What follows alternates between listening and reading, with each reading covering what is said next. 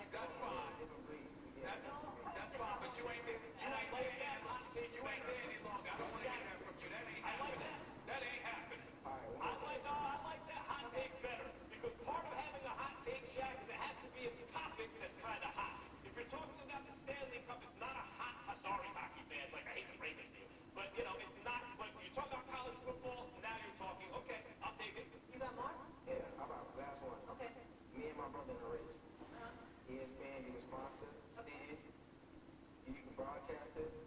I just want to see how it's gonna go. I mean, it's been a talk lately, like who's faster.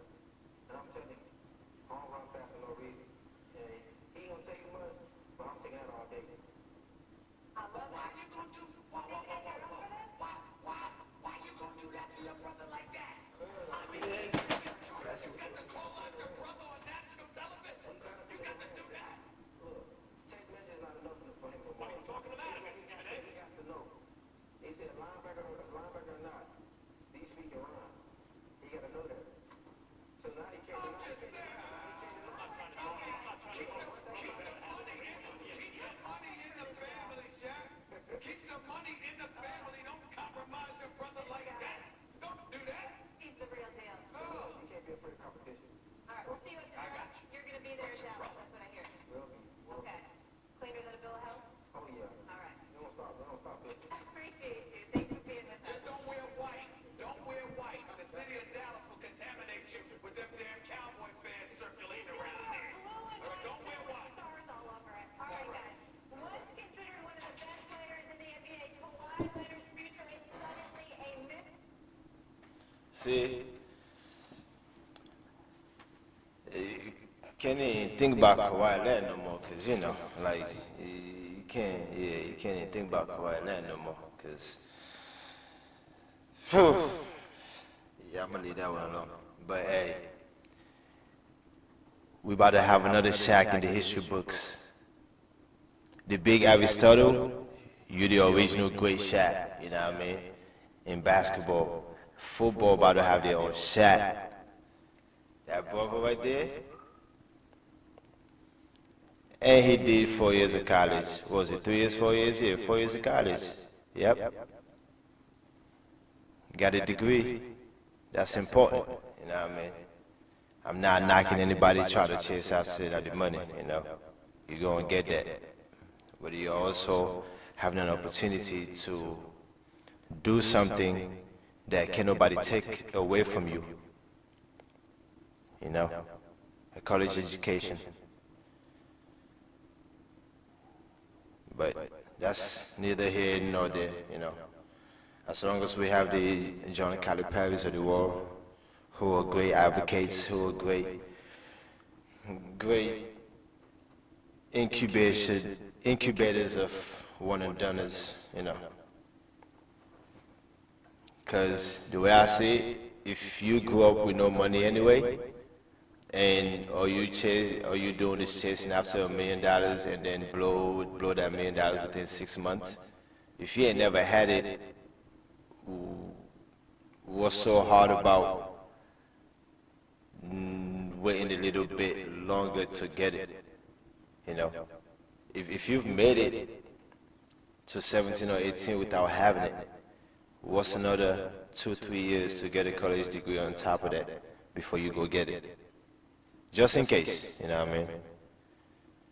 Not even just in case. It's a college education, man, being offered to you. Yes, it's jacked up, because, you know, the NCAA, they non-profit organization that's really supposed to be paying players. Nigel Hayes, you're absolutely right about that. Kevin Wade, they did you wrong as fuck.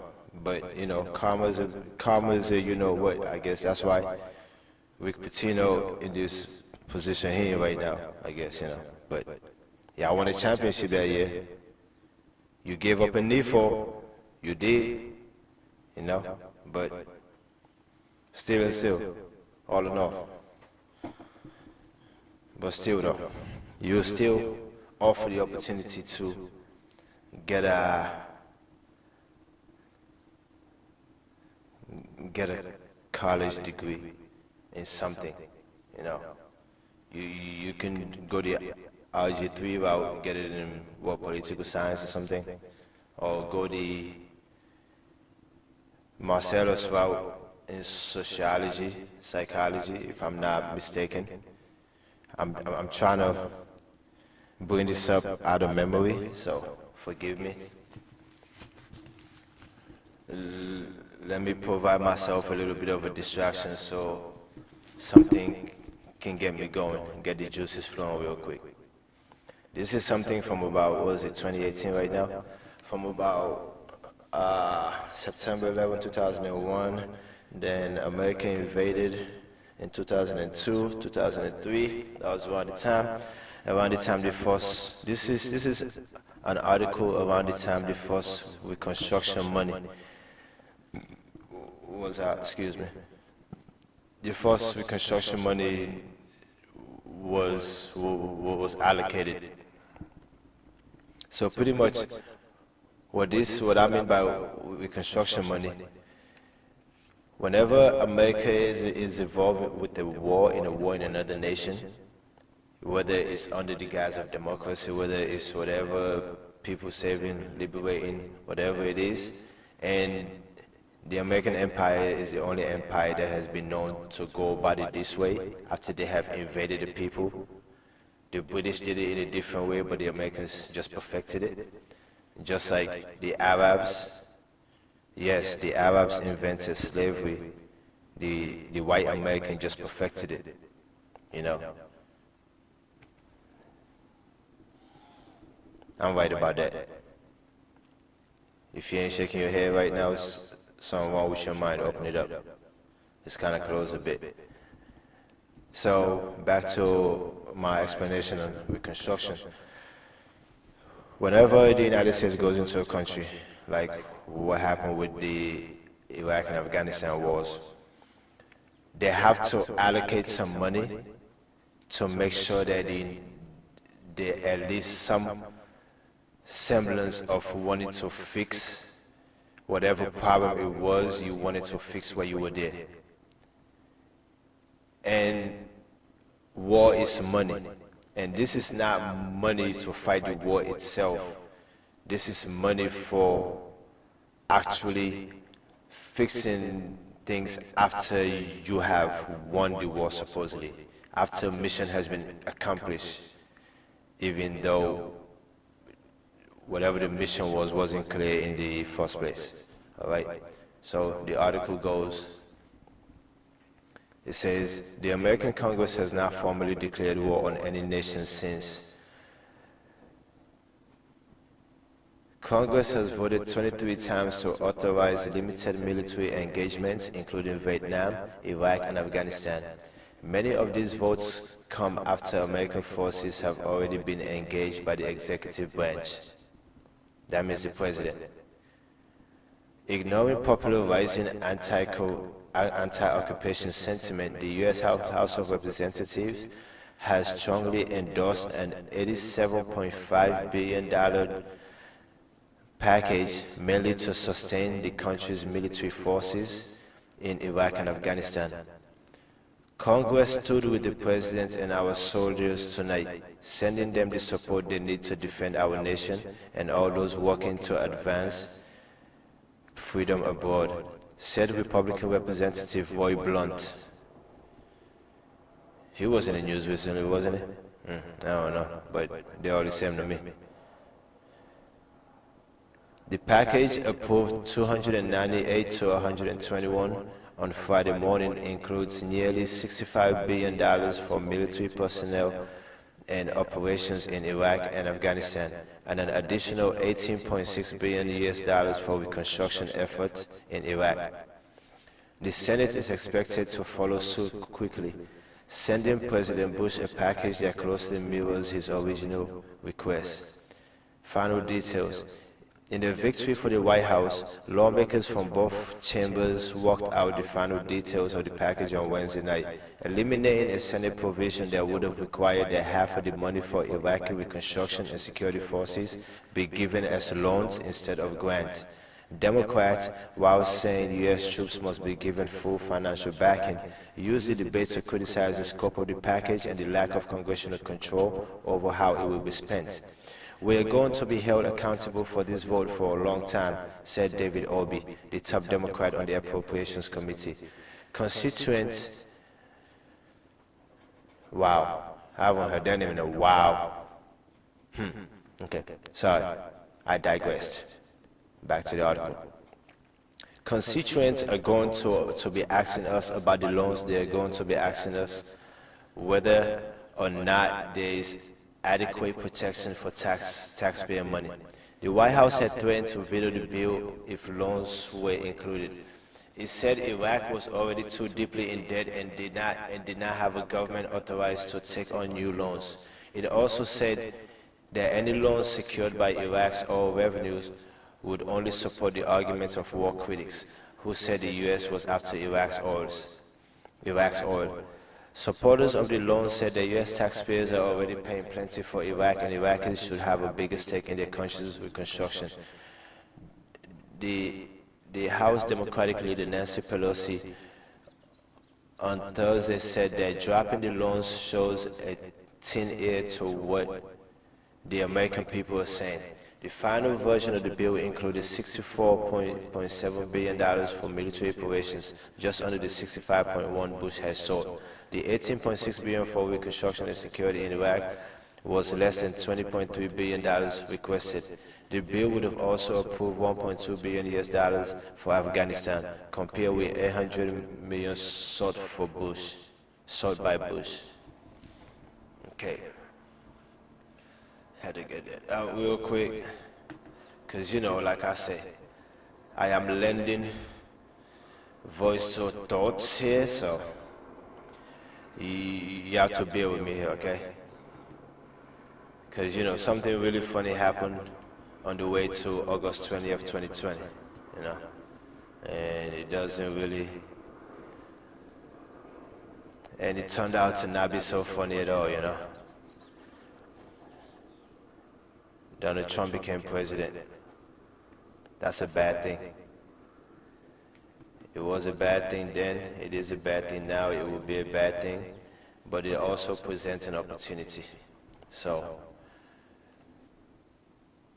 partly, one of my main reasons for believing that my voice is quite necessary right now, especially as I alluded to earlier, that it simplified that I am an immigrant, I am a black immigrant on top of being an immigrant, and then I am Muslim on top of that. Like, it's the triple fuck you to white America, white racist America. I'm sorry, you know what I mean? White Americans who actually think like Greg Popovich, Michelle Beadle, white Americans who think like people like those, I'm good with, Y'all good, because y'all realize that something was done that was wrong, and then certain forces and powers that be still want to not do anything to alleviate some of those wrongs or to right some of those wrongs. And in the same breath, even if they're not doing anything to alleviate it, they're still in the way they're still in the way by employing mechanisms that are quite wrong in terms of righting those wrongs, and the wrongs all stem from the wrongs of slavery. Like you cannot go away from that. The black man is America's original boogeyman and always will be. Like, if Trump isn't a representation of that, I don't know what the hell else is. Especially in this day and age. 50 years after Dr. King was killed, 100 years after women got the right to vote. No, not women. Not all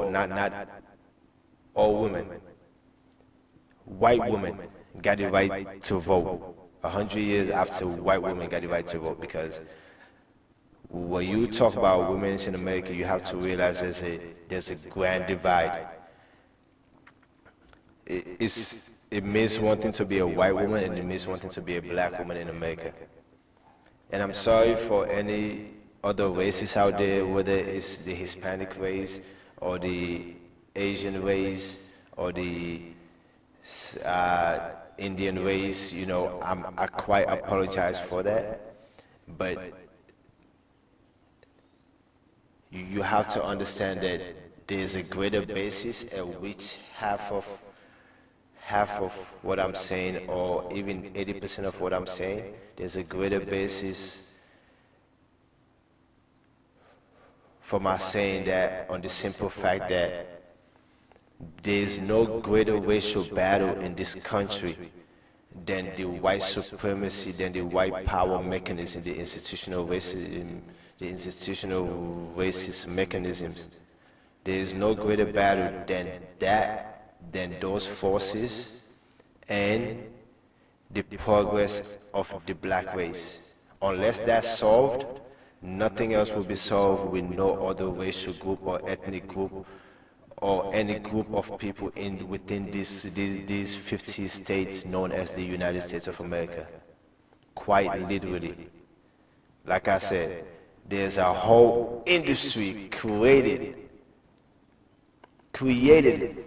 like, based the bottom dollars on the simple fact that everybody is from somewhere else and everybody wants to find out what they have in them. Ancestry.com and 23andMe. If you missed the earlier part, if you're just catching this part right here, you know what I mean? Like, quite literally, you cannot go away from that simple fact. So,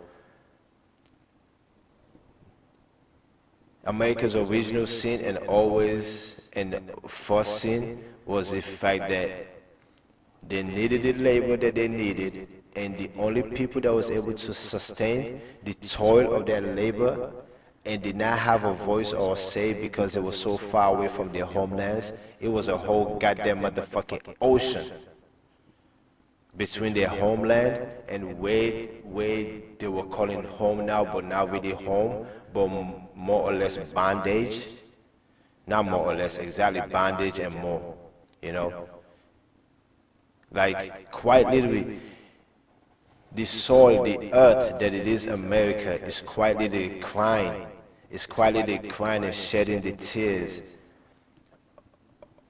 of the black souls that had perished since the establishment of this supposed new world, since 1619, 399 years ago. You know what I mean? You gotta realize right now, supposedly the first group of slaves that supposedly arrived in the United States in 1619, because travel was different then. You couldn't just hop on a plane. Believe it or not, if you think you could have just hopped on a plane and came here as a slave then, like, you know, like you were a black immigrant in 1619, so, you know, for all the y'all going to those Betsy DeVos chartered schools, they're reading in your books that slavery is nothing but black immigration. If you think that in 1619, the Wright brothers had already come up with a plan, because I know they don't told y'all about the Wright brothers and Kitty Hawk, you know what I mean? I know they don't told y'all about that because they're white, so they got to make sure that y'all know who y'all heroes is, you know? So, if y'all thought that the Wright brothers that came up had taken had really, okay, I can't say taken. If y'all think the Wright brothers had looked at the plans that Da Vinci had drawn and actually built a prototype out of it by 1619 to fly black immigrants from Africa in 1619, 399 years ago, around the same time, if y'all think they were really doing that then, they had the plans then to bring them over, y'all dead wrong for that.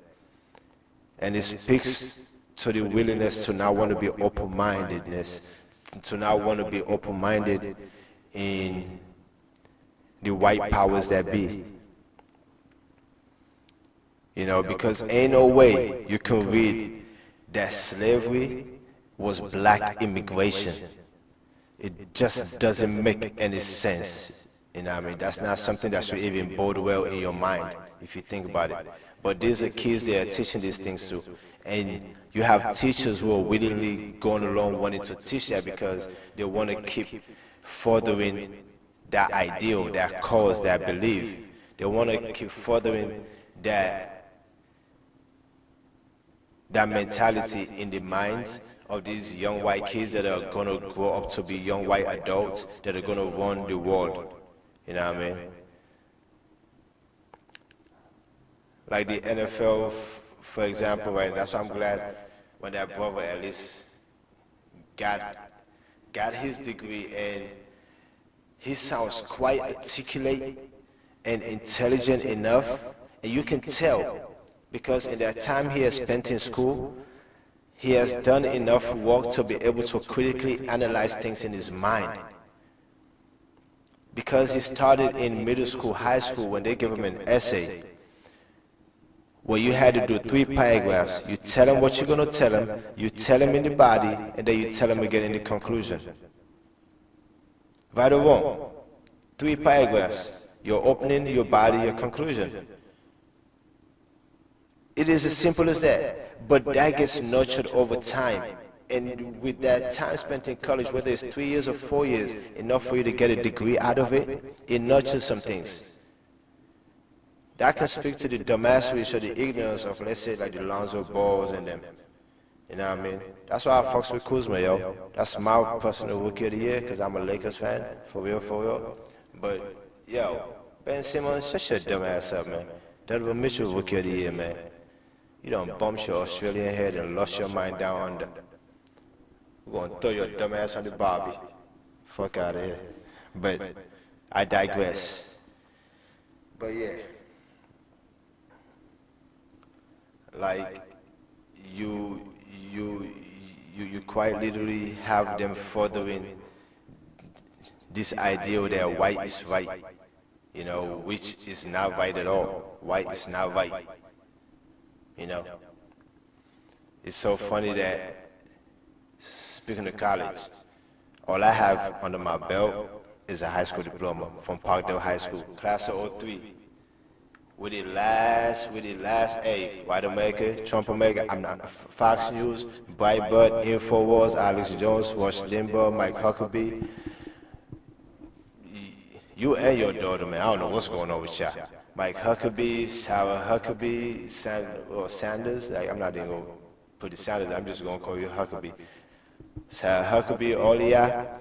If y'all want to use that little part, I just put the 03 because I graduated in 2003 from high school. If y'all want to use that as some kind of sign of like, oh yeah, look at this, look at him, putting up gang signs. My gang is my mind, fool. All right? I'll read. That's all I do. So do what you do with it. I expect it. Like I've alluded to and I'm going to keep alluding to. I know what's coming my way with the release of this. I'm just hoping it's not another black man bringing it my way, you know? Like how Cornel West was coming for Obama and shit. Bro, hold up.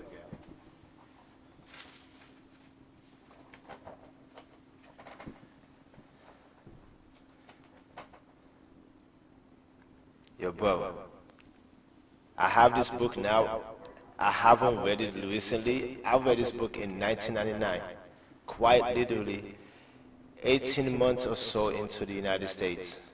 Somebody dropped this book on me because I had went with them to, we had went, it was this masjid,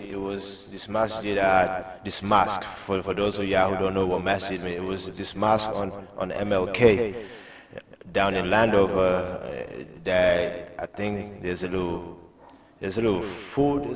corner store there now or some shit, but by Hubbard Road or some shit, right before you get to like Hubbard Road and before you get to the Dodge Park and all that, it was this little mosque there that somebody from the neighborhood of my peoples we used to go to, because we had just came to America in 1998. In those areas, it wasn't too many places of worship for Muslims around there, so. But this masjid wasn't the typical traditional, you know, African or Arabian masjid. She was more of an African-American masjid along with some Pakistani brothers or something like that. She was cool. So they had a field trip. Like, when I say I'm brand new in America, yo, fresh out this joint, you know what I mean? Like, they know where I was going, like, was just going through the motions, just seeing everything, lights big as, like, everything was upgraded, everything was big as hell. Because you got to realize, if you're not if you from here, born and raised, you ain't never been, you ain't never even been out your state or your community, or out of this country at all, like, it's not the same, especially coming from a third world West African country in the late 90s, period. You know, so everything was brand new, everything was cool. So we went to, it was a smaller, it was a museum of African American history, but it wasn't really the African American museum that's out there now. It was by Madame Tussauds Wax Museum, or it was the African Wax Museum or something. It was some museum, I can't even remember. I was like 14 years old, man, so I can't even remember exactly that. We went, and one of the Akis, the older brother, we was talking about some things because I was asking a bunch of questions. We was talking about, you know, black history in America. He was telling me how certain things that I'll be reading about, or certain things that they teach in the schools, it's not true and all that. So, and I'm like me personally, I was in school already, you know what I mean? So like everything I'm learning in school, that's what I'm absorbing. So I'm taking this thing in. I wasn't born and raised in the United States. I wasn't in Africa learning about the history of the United States. So, but at the same time that I was learning about war history, and also mainly the history of my country, Sierra Leone, in Sierra Leone. So all that said, oh no, they talk about boxing, right? But all that said, so I'm telling him about the things that I'm learning. I'm trying to impress him. I'm trying to show off and all that. You know what I mean? I'm a young African brother in America. I'm seeing all these young brothers going to school together. They're going to this and that. Like, but I'm in the books. Like, I'm in the books. So we argue. Like, me and him though, he's older, and me and him going back and forth. So he telling me about some things. So he told me that there's a lot of things that they don't talk about in the books in the schools, or there's a lot of lies in there's things they don't talk about that they should be talking about, that you can find in other books that are published by great black professors and educators and learned men. He told me he was the first one that I heard talk about Amiri Baraka, you know, the great poet, activist, the great everything, the great black man, you know. And you know what's so funny? The reason why I said Amiri Baraka was because when I first heard about Barack Obama's name for real, I thought it was Amiri Baraka who was about us really wrong for some shit. So yeah, go figure. What's up, Barack? Dog, you my Dr. King, bro. If you ain't hear me earlier, if I ain't said it yet, you my Dr. King, dog. You're my Dr. King. Honest to God. You're quite literally in the echelons to me. You're quite literally in the echelon with Nelson Mandela. I wish God would have given Nelson Mandela 5 more years, yo. I so wish God would have given Nelson Mandela 5 more years. That man lived to 95 years of age after spending 27 years in cold, hard island prison, and had the mental fortitude and the foresight to come out and be like, nah, yeah, I can't be hateful, we can't be hateful, we can't do this by ourselves. We might be the people majority, but we don't control shit, we don't own nothing, we can't be all hateful like that, you know what I mean? And that man also had the grace to step down after only 1 term, mainly because I think, and like I'm saying, these are all my opinions here right now. I think Mandela saw all the corruption that was so in his people's hearts that he chose not to want to put himself in that position. Yo, like that shit is wild.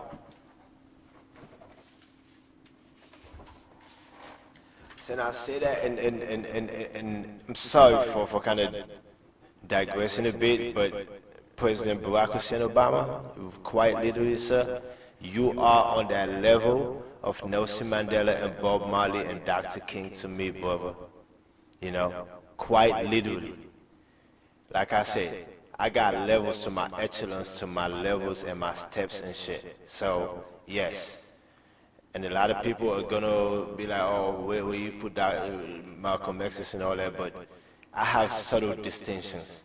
Just like I truly believe that after, just for the simple fact that Trump became president after Barack Obama's 2 terms, quite literally, sir, you were already number 7 after your first term, into your second term, after Edward Snowden, in the context of the times and your presidential terms and your administration, what you had to deal with before, during, and since, because of all that, in the context of all that, you were already number 7 in my top 10 as far as presidents of the United States, period. But because of the dumbassery that they replace you with, because those things do matter, sir, yes, they do matter. Because of that, you're top 5 now. We're going to get to that.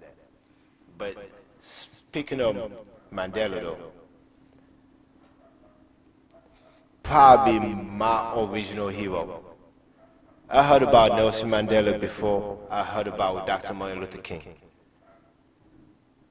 Because rightly so, I am born and raised African, so in those days, especially in the 80s and 90s, information gets down the line harder. You know what I mean? Our schools probably, the schools that I went to probably spent like maybe a day or so teaching material on Dr. Martin Luther King or Malcolm X. The reason we might have heard more about Malcolm X and Marcus Garvey because they actually did a lot of they actually had more visits to the continents of Africa while they were alive and gave speeches their African authors wrote themselves that was just around, that our uncles and aunties and fathers and grandfathers and grandmothers read and passed on to us. You know what I mean? But in the same breath though, the books that were taught in the schools in Africa too were just focused, there were books published in the British empires, or even if they were published in the continents of Africa, they were published under the control and the permission and the edition of the white colonial powers, even after independence. That part.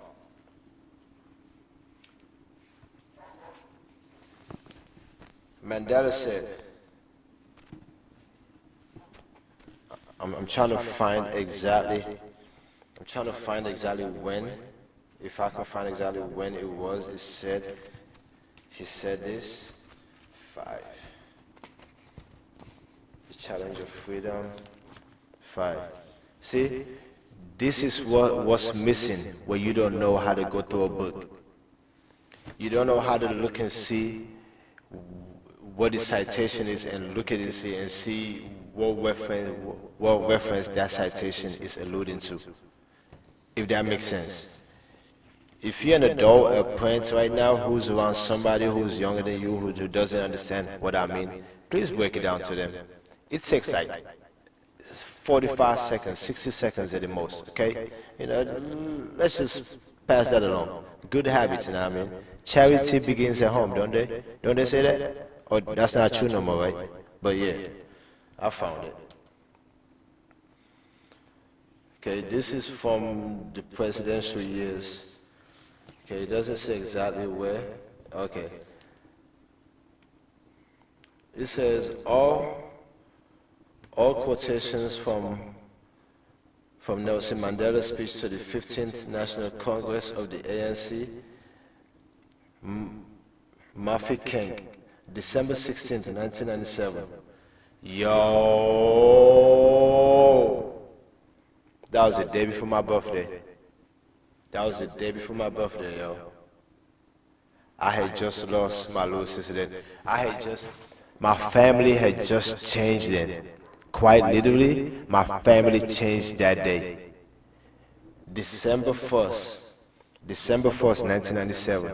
Like right now, I know that my mother's probably here in this part. Now really, Auntie Ajawa, you are the big. Auntie Ajawa, you are.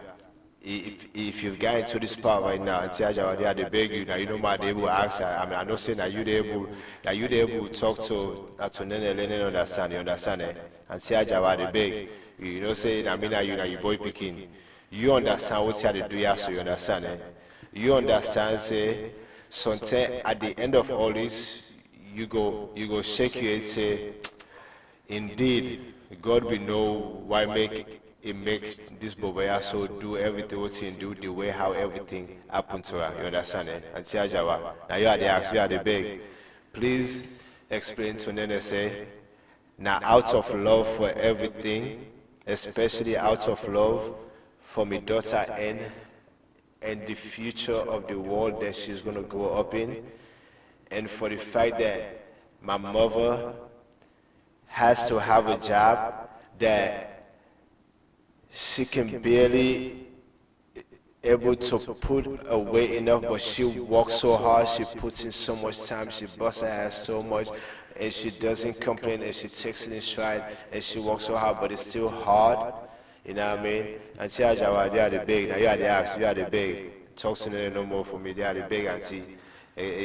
Let's I know say right now I know say I can ask Jamali there, I can ask this and that, I can ask a bunch of people there for sorry, but you know why make I ask you for let you ask them. You understand? For let you be the one because of the close proximity of everything and the face to face, you understand no more. You understand it? But we gonna talk soon. Sorry, America, I had to do that. Like I said, I'm talking to a bunch of people right now. I got 100 hours, yeah. Get ready for, oh yeah. Let me tell you though why I'm being adamant. It's on the whole 100 hours thing, right? Game of Thrones has become one of my favorite TV shows, yo. It has literally jumped up to the top 8 quite literally in just the time it's been out. And I was one of those people, especially with Game of Thrones, one of those people who got into it after the fact, like maybe 4 seasons in, you know what I mean?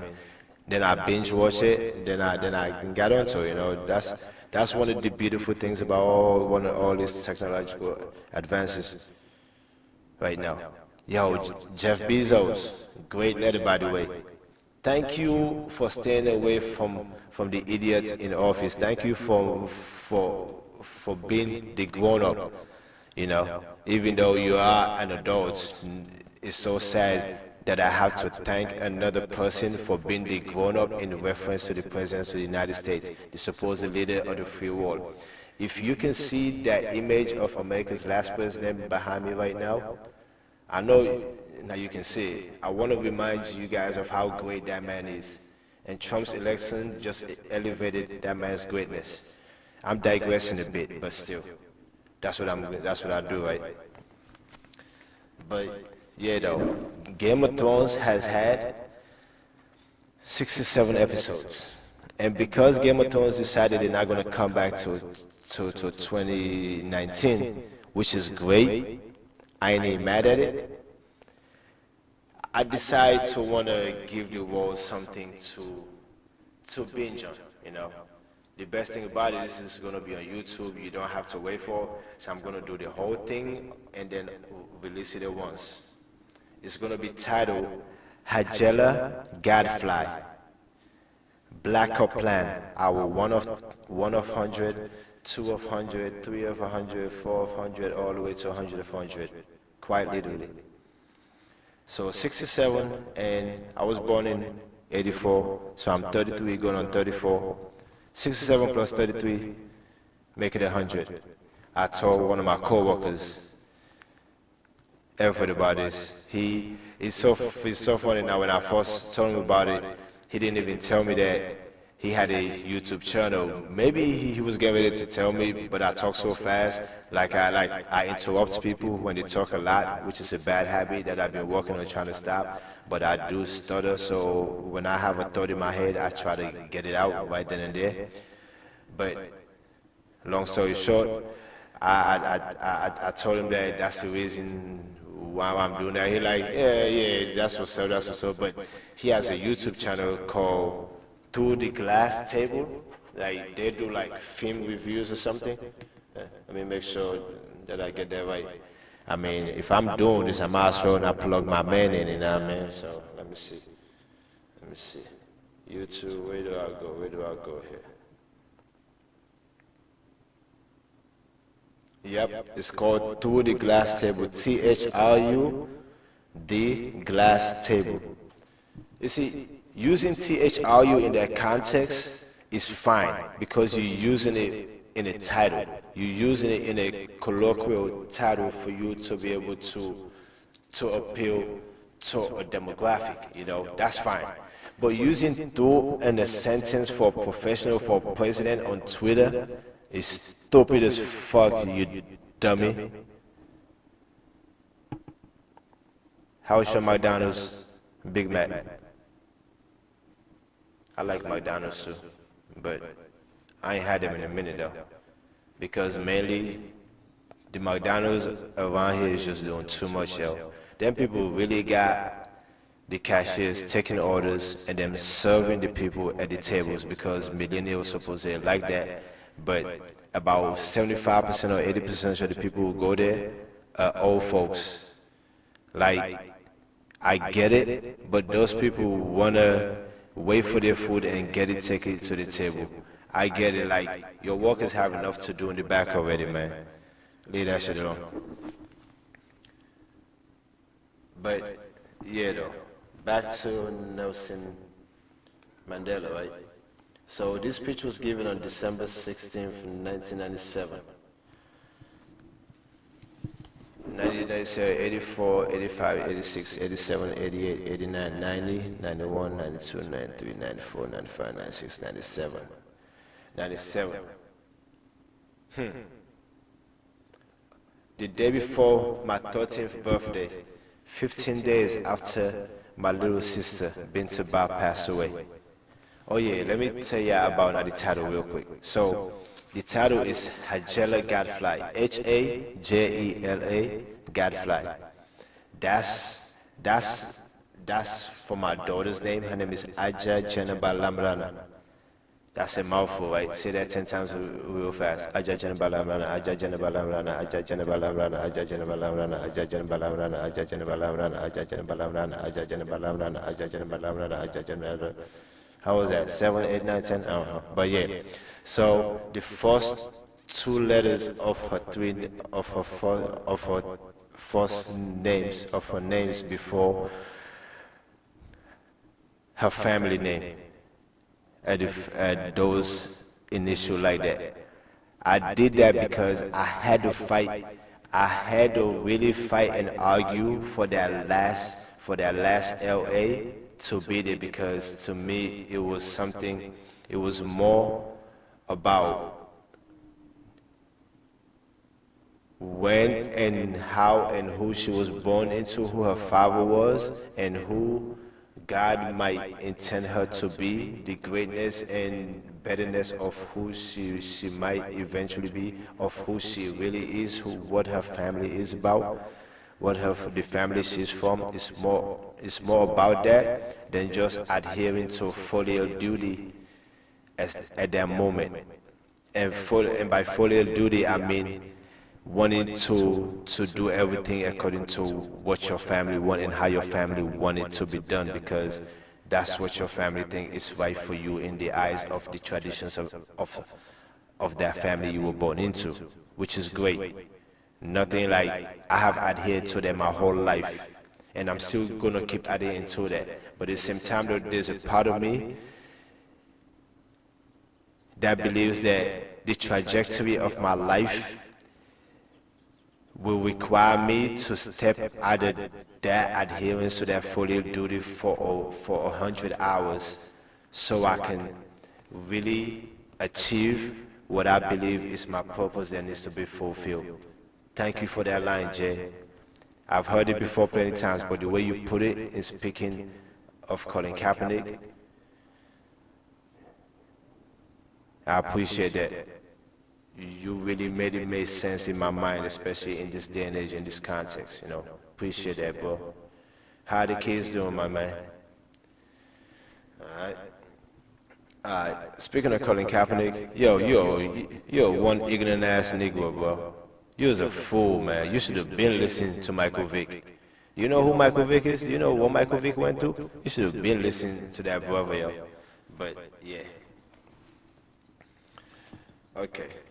Nelson Mandela said this on that day, right? December 16th, 1997. He said, men and women all over the world, right down the centuries.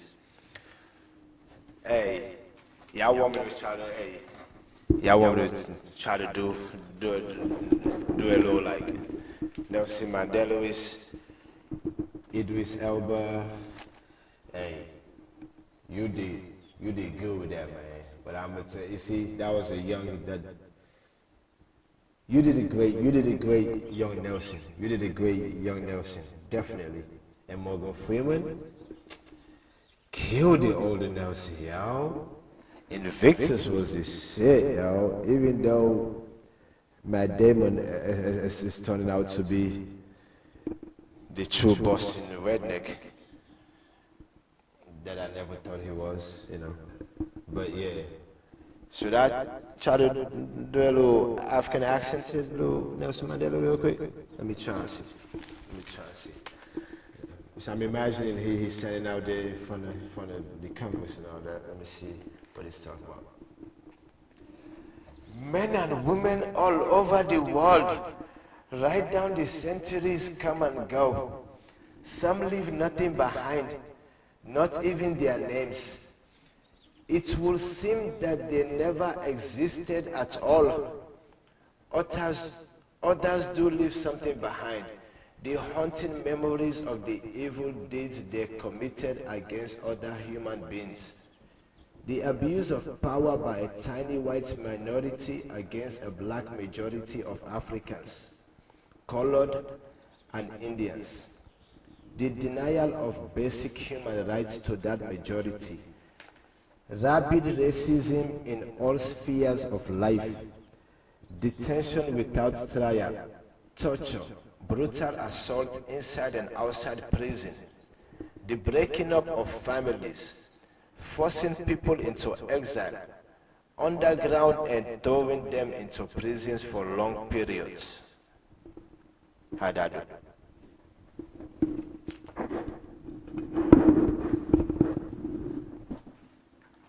Alright, I'm not trying to go for funny here. I don't think I'm funny at all, you know what I mean? Sometimes it comes off like that because the truth is funny. The truth is naturally funny. That's what it's meant to be. You know, the truth is naturally awesomely funny in that way. It's funny how that works out, right? But yeah. But let me see if I can get that straightened out and more serious real quick. Before all that was said, it said that Mandela hoped that sense would prevail before it was too late. Nearly 70, he was aware of his own mortality. Perhaps it was in a whimsical mood that he wrote much later that what amounted to a prophecy. He said, men and women all over the world, right down the centuries, come and go. Many leave nothing behind, not even their names. It would seem that they never existed at all. Others do leave something behind, the haunting memory of the evil deeds they committed against other human beings.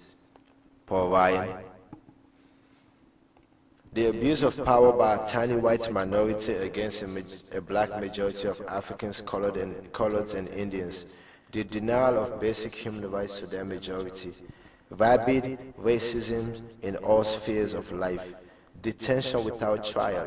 Torture, brutal assault inside and outside prison, the breaking up of families, forcing families into exile, underground and throwing them into prisons for long periods.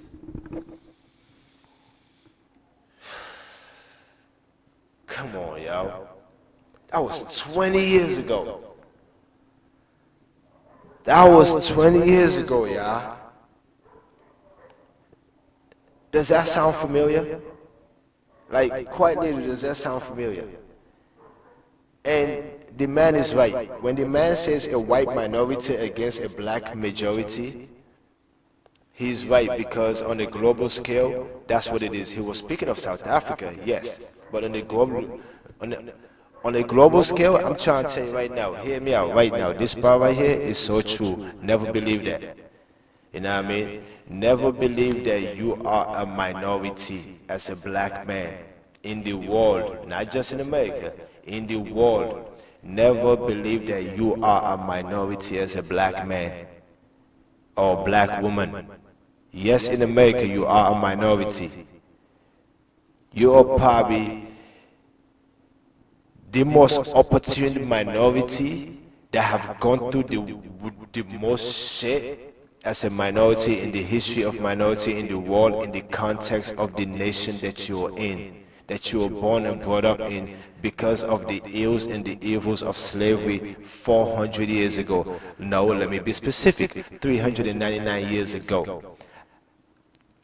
I am making a distinction between those two numbers because it's all in the context of time. Time is linear and time is not linear at the same time. When I mean time is linear, time runs on a straight line, but at the same time it doesn't. In the sense of time, it's ups and downs, it's progressions and regressions. And if we're gonna actually buck down and work on progression as a people collectively, and I mean collectively on an individual level, which gonna translate to a collective effort, if we're gonna do that as a people to get to that new horizon that Oprah dreamt or foresaw with her pontification, with her pontifications, yo, if you ever want to see anybody use the word pontification the best, listen to Oprah use the word pontification. When she talks about, she likes to pontificate. I like to pontificate too, girl. Isn't it like one of the awesomest thing ever? Like, it's like one of the awesomest attributes of human thought process ever, yo, to be able to pontificate. You know what I mean? It's awesome. But I digress. But yo, at the end of the day, don't let them fool you with that bullshit, yo. You might be considered a minority in America, but worldwide, even the Chinese ain't fucking with us, numbers wise. When you talk about whether it's South America, whether it's Europe, whether it's the West Indies, whether it's the whole Africa as a whole, whether it's the Middle East, it's just period. Black is the majority all over the world. That matters. Thinking like that matters. Thinking on a global scale matters. It has to be. Especially with the signs of the times. Donald Trump is an absolute sign of the time. Trust me. The guy is an absolute sign of the time. And we have an opportunity in this day and age of higher learning, of high intelligence, to be able to take advantage of the opportunity, because that's all he did. The motherfucker ain't nothing but a damn opportunist. Point blank period. He ain't nothing but a damn opportunist. He saw an opportunity because a brother was in there. He like, oh shit. Yeah. My people that think like me, that want to keep shit like me. I am the law and order president. No, the fuck you not. Come on, bro. In New York City's war on crime, the people are represented by two separate but equal important groups: the police who investigate crimes and the district attorneys who prosecute the offenders. Bro, that's law and order. You're not it. According to you, police should shoot them motherfuckers dead, and the district attorneys should throw them sons of bitches in jail. Why you think, what's his name, Bob McNair said you can't let the prisoners run the prison? I mean, let the inmates run the prison? That's their mentality. You know what I mean? Freudian slips or Freudian slips. I'm going to have a lot of them because it's who I am. According to the AIT, I'm going to get to the AIT later down the road. You're going to find out what that is. That shit is awesome, bro. According to the AIT, I am moderately partial towards black than towards white. I have no bones with that. I was born and raised in Africa. All I saw was black, whether it was progressive or regressive. I saw good black and bad black. I didn't have to deal with white racism in my face, institutional racism in my face.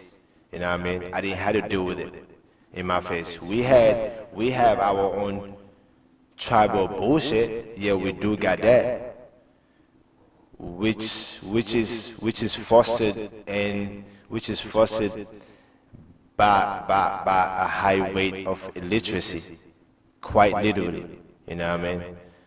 But still, all in all, though, think about it in the context of global black majority and not global and not just U.S. black minority. But we're gonna focus on that because at the end of the day, I believe that in the hierarchy of blacks all around the world, the black American is in a position to do a lot more to send a greater message on a collective level.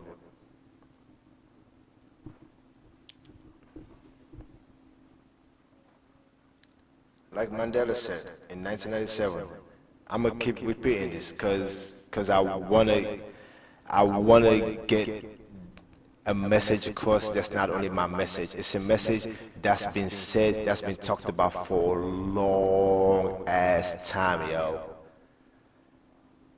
It's a message that's been talked about for a long ass time.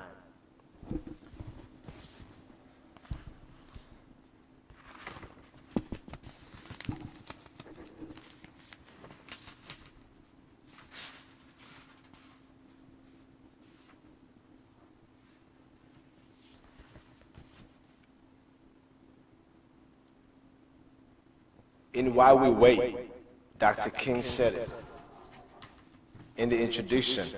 He says, not all of history is recorded in the books supplied to school children in Harlem or Birmingham. Yet this boy and this girl know something of the part of history which has been censored by the white writers and purchasers of Board of Education books. They know that Negroes were with George Washington at Valley Forge. They know that the first American to shed blood in the revolution which freed his country from British oppression was a black seaman named Crispus Attucks.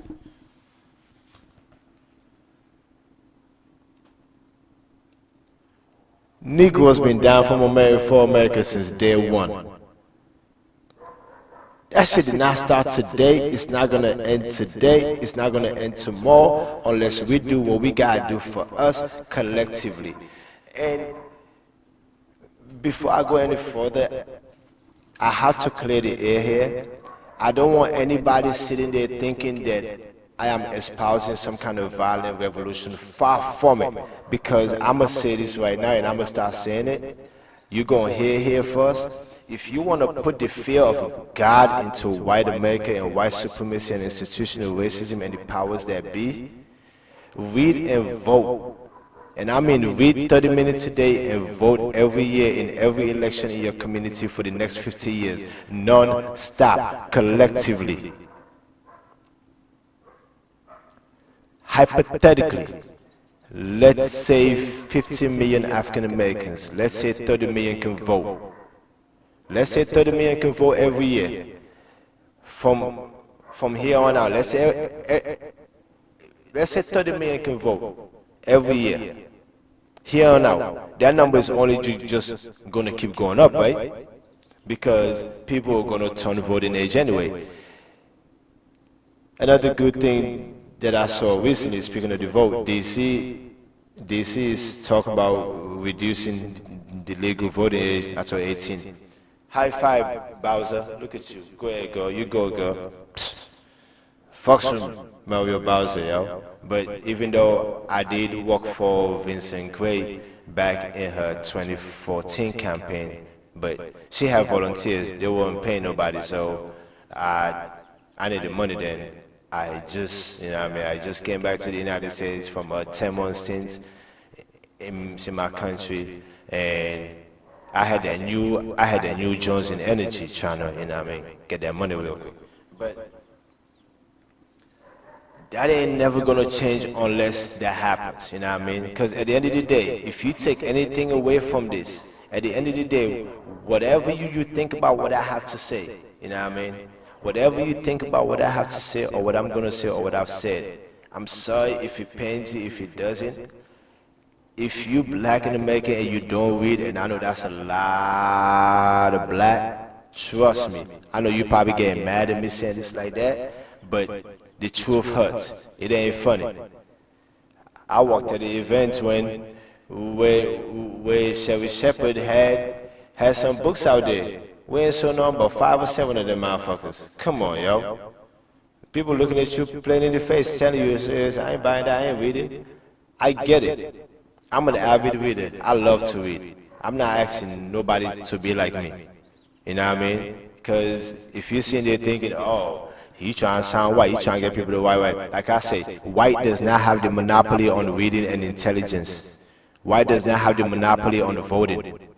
Dr. King fought for the vote. That man was going to make sure that we continue using the resources we had at our disposal. That man wasn't trying to be no politician. He wasn't going to be no politician. He could have cared less for that. He wanted to just hold politicians' feet to the fire, to make sure that they did right, that they do right by people who deserve to be done right by. Period. He was going to keep at it. They're like, nah, bro, we can't have you talking about that. We can't have you doing that. That's why I say Kaepernick is an idiot, yo. Like the racist Will Kane said, don't write no book, yeah, because somebody talk about they giving Kaepernick $1 million to write a book. Will Kane said it best. Yeah, I said it, the racist Will Kane. Some of the things you're going to hear me say about you, Will Kane, is it things Stephen A. want to say to you, but he can't say, you know what I mean? Because he's on FCC Airways. I'm sorry. I hope my series doesn't lead to what makes the FCC want to regulate YouTube or the internet. You know, they already fucking up our people's price and like speed and shit and like internet speed and all that shit. But still, but my point is this: like Will Kane said it best. He is a sniveling little Twitter for white boy now with some fake teeth in his mouth, but still, at the end of the day, he is right. He said it best. He said it just like this. He ain't had no book in his hand or nothing. He just said, read, not write. Will Kane, he ain't never lied about that, bro. That's why Kaepernick's still walking around here. That's why your ass don't have a job right now. I guarantee you right now, bro. If you knew that this was going to happen to you, you would not have protested. I know you probably going to be like, people going to be like, oh, why he saying that about Colin Kaepernick and all that. I'm just speaking the truth, man. I listen more with my eyes than with my ears. If you don't get that, you don't get that. That's why I love basketball so much, because you get to see players at their best, at their emotions. They don't have any helmets to hide it. You know what I mean? It's out there for you to see their reaction. Human communication is 80% nonverbal. That was true yesterday, it's true today, it's going to be true tomorrow. So, Kaepernick, you're an idiot, bro. Cut that damn afro off, put on a suit and tie, go sit with them people, and hash this shit out if you really want your job. If not, you got options, bro. If you need help out with those options, bro, I can help you out. Instead of going to Somalia or Sudan with Spike Lee supplying them water, bro, that $12 million you got the last season that you played, you can take like $500,000 or you can take like $500,000 of that and go open a diaper factory in Africa and start and go hire like 100 or 120 people or 400 people and have them work for 8 hours and sit in the classroom for free for 2 hours a day. Educate them while providing them with good wages in Africa. If you want to do that, they can get their own water then. They can make sure they have their own water then, because they're going to be educated. Over time, that helps. You know what you can do too? You can make sure those diapers are of high quality, because you are an American. That's what America is about. American makes quality shit. But now when you want to compromise on price, you know what I mean? You can do that. Africa got cheap labor. just make sure you're not exploiting people. Because when greed comes into the factor, look at healthcare. It went from medicine to healthcare because of greed. When greed comes into the factor, man wants to just rape everybody, you know what I mean? Financially, that is, not physically. Sorry, Donald. Yo, when I say Donald, I'm talking about press, you know what I mean? I'm sorry, guys. I cannot respect that man as a president. He should have never been there. You know what I mean? Like, anybody who knows me knows that I argued up to the minute. I argued up to the minute. Up to the minute. And maybe like 11:30 something, 11 o'clock at night on the West Coast Pacific time. 11, 12, 1, 2. That's like 2 a.m. on the East Coast. When the East Coast already knew he was president already, I argued up to like 11 something, yelling at the TV. Did not think that motherfucker had won. So it is an absolute testament to the fact that Obama was president before that, and also for the fact that a lot of young folks sit on their asses, especially young black folks that you talk to sit on their asses, talk about, I ain't voting, I don't trust neither one of them. My vote don't count anyway. Man, shut your dumb asses up. Stupid as hell. Try and tell you, yo, swear you know shit. Put your pants up while you at it, yeah? Go ahead with that shit. Try and hear that. My bad, I need to calm down, yo. These kids be killing me with that shit, yo. But hey, I know you talk about these kids. You look like a kid your damn self. I know, black don't crack. I'm the original black man, authentic African. Ain't nothing synthetic about this shit right here. Okay, let's see here.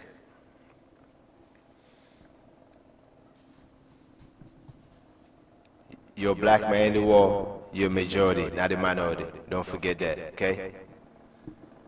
But, long story short, we've been getting taken out longer than we've been getting born out here, you know what I mean? And Dr. King was quite literally, all he was gonna do was make sure that, yes, we take advantage of everything that has been provided, that's available to us. Make sure that we get it. What we're supposed to have, make sure that we actually get those things, you know. Which is only right. You can't just talk about it, you gotta be about it, you know. And it speaks to the fact that when you still hear black folks bash Barack Hussein Obama because of the fact that they might have done something or they thought he did something that wasn't right or he did not hold white America's feet to the fire. What do you think would have happened if Obama would have come out and say, white America, I need y'all to apologize for slavery, I need y'all to do this and that, do this, that, and the third, on top of the opposition he already had coming in? What you think would have happened? Like, just think about that for a second. Stop and just think about it for a second. Because if you think about it, even though it is absolutely right that you have more white votes than black votes, that speaks to the testament that goes straight to my argument that we don't go out and vote. You know what I mean? Yes, there's a lot more white than it is black in America. But if you look at the numbers, side to side, in the context of the amount of blacks and the amount of white, is a lot less of us that vote compared to how many of us that are out there in relation to the amount of whites that don't vote compared to how many of them that are out here population-wise overall. Did you get that? Did that make sense? If that makes sense, let's move on. But here's my thing. All right, put it this way. The average 16-year-old white child in America would have seen mommy, daddy, granny, and grandpa go to the voting polls every November, every year. Not just every 4 years, every year. because they voted for city council member, district attorney, superintendent of schools, like just everything, a bunch of things, governor, mayor, senator, house of representative, you know, everything. It is a whole process. Dr. King fought for that, yo. He fought for that. This man literally held the President of the United States' foot to the fire, and namely Lyndon Baines Johnson, before him John F. Kennedy. Kennedy wasn't ready to actually pass. Kennedy wasn't ready to deal with the Negro problem. 50-something years ago, it was considered the Negro problem. Like, quite literally. And if you think 50 years ago was a long time ago, look in your family. I bet you have a couple of people who are at least 10 years older than 50 years of age. That means they're 60 or older. Think about it. They were 10 years old and they couldn't even go vote, or they even couldn't go to school. Think about it. Let them tell you about it. It wasn't that long ago. I'm just saying, time is like that. That's how time is. That's what I said earlier. You want to put the fear of God into white America, yo? You want to put the fear of God into white racism, white power, white supremacy, the Alex Joneses, the Steve Bannons? Yo, has anyone heard from Steve Bannon lately? What do you think he's doing, yo? Yo, that's a problem. When someone like him is quiet, is behind the scenes, when someone like him is not out there in the open for you to see what he's actually doing, that is some dangerous shit. Steve Bannon, where you at? Why you so quiet, yo? Don't let me find out Michael Cohen, your lawyer too. Or does he advise you on Pornhub pics? Hey, I love me some Pornhub, yo. Pornhub, yo.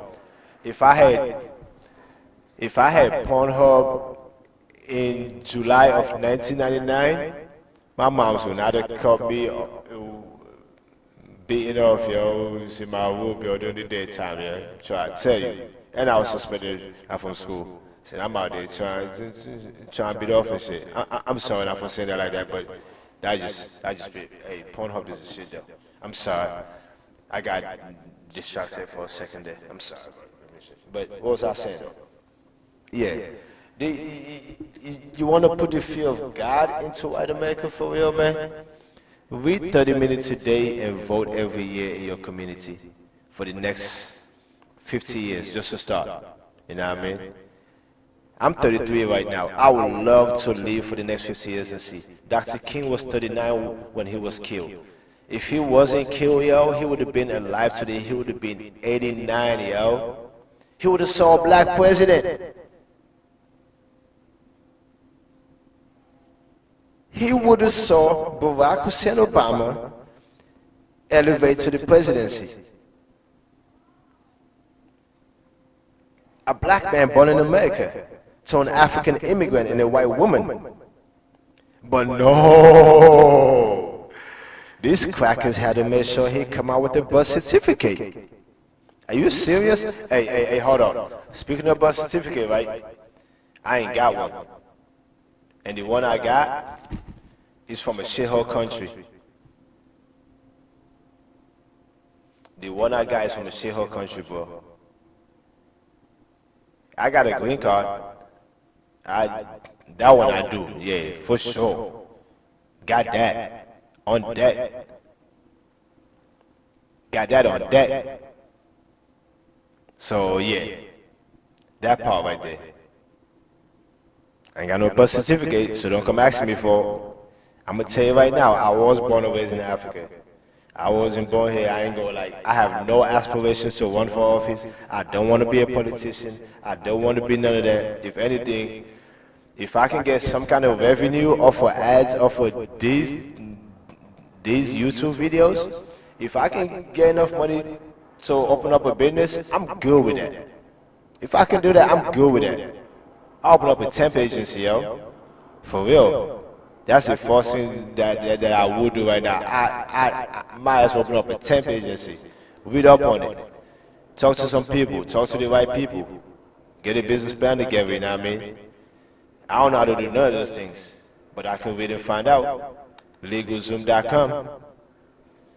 They're out here. The shit is out here, you know what I mean? But still, get that temp agency going. All you might need is like $75,000, maybe less.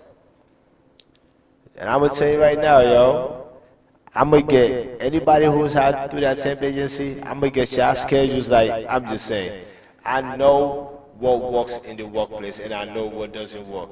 I have about maybe 20, 30 managers right now who probably seems to be like, yeah, this fool know what he's talking about, you know what I mean? I can be the biggest bullshitter, but at the same time though, I'm like the hardest working motherfucker you never work with. I'm just saying. Everybody's go to African, you know what I mean? But at the same time though, you can't really go away from that. You can't really go away from that because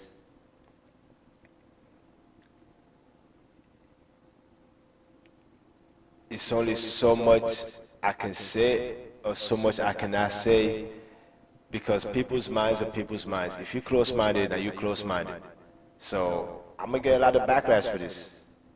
I get a lot of backlash for this. The way I say things, the way I do what I'm saying, how it's been said, who I'm talking about. But it is what it is. I'm not saying nothing that's wrong though. If I am wrong, have a conversation with me. If you want to get on your Twitter or your this and that and comment and type some shit you don't even know how to spell or you don't even know what you're talking about, that's your prerogative. I'm not on social media. That's why this is probably looking all awkward and shit. You know what I mean? This is my first foray into this. This is my first time doing this. Like I'm putting the weed in the bag. This is my first time doing something like this just because I believe that it's crucial. I'm a TV junkie. I love TV like shit. That's why I feel like this might actually have the my intended objectives. I might actually accomplish my intended objective because I finally have a president in office who I am much more well-read than. I guarantee you right now, he hasn't read James Comey's book, and neither will he. Speaking of James Comey's books, right? That was my dictionary.com. Oh, the word of the day is book law. Facts and information about books, especially about authors and the circumstance of publication. Book learning. Book law. Can you see that? How close do I gotta get for you to see that? How close do I gotta get? That's how this works. That's how this. I don't know. Like I said, this is my first foray into this. So yesterday's word was omnishambles, a situation, especially in politics, in which poor judgments result in disorder or chaos with potentially disastrous consequences. That is so beautiful that was your word yesterday, because yesterday I swear to God was the first quiet day in this administration. Something is really brewing, yo. Something is really brewing. Yesterday was the first quiet day in the sense that it was quiet, you know. But yeah, speaking of him, the jerk off in chief. Thanks again, Bobby. Speaking of the jerk off in chief, right? I just found out that the Elgin Baylor got a book coming out called Hang Time: My Life in Basketball, and so I usually check out books. I'd much rather check out a book from the library and read it before paying money for it. I'd rather wait till it's a lot cheaper because of my financial situation, my station in life. I can't afford to be paying $20, $30 for the books I want. If I do that, let me see. 1, 2, 3, 4, 5, 6, 7, 8, 9, 10.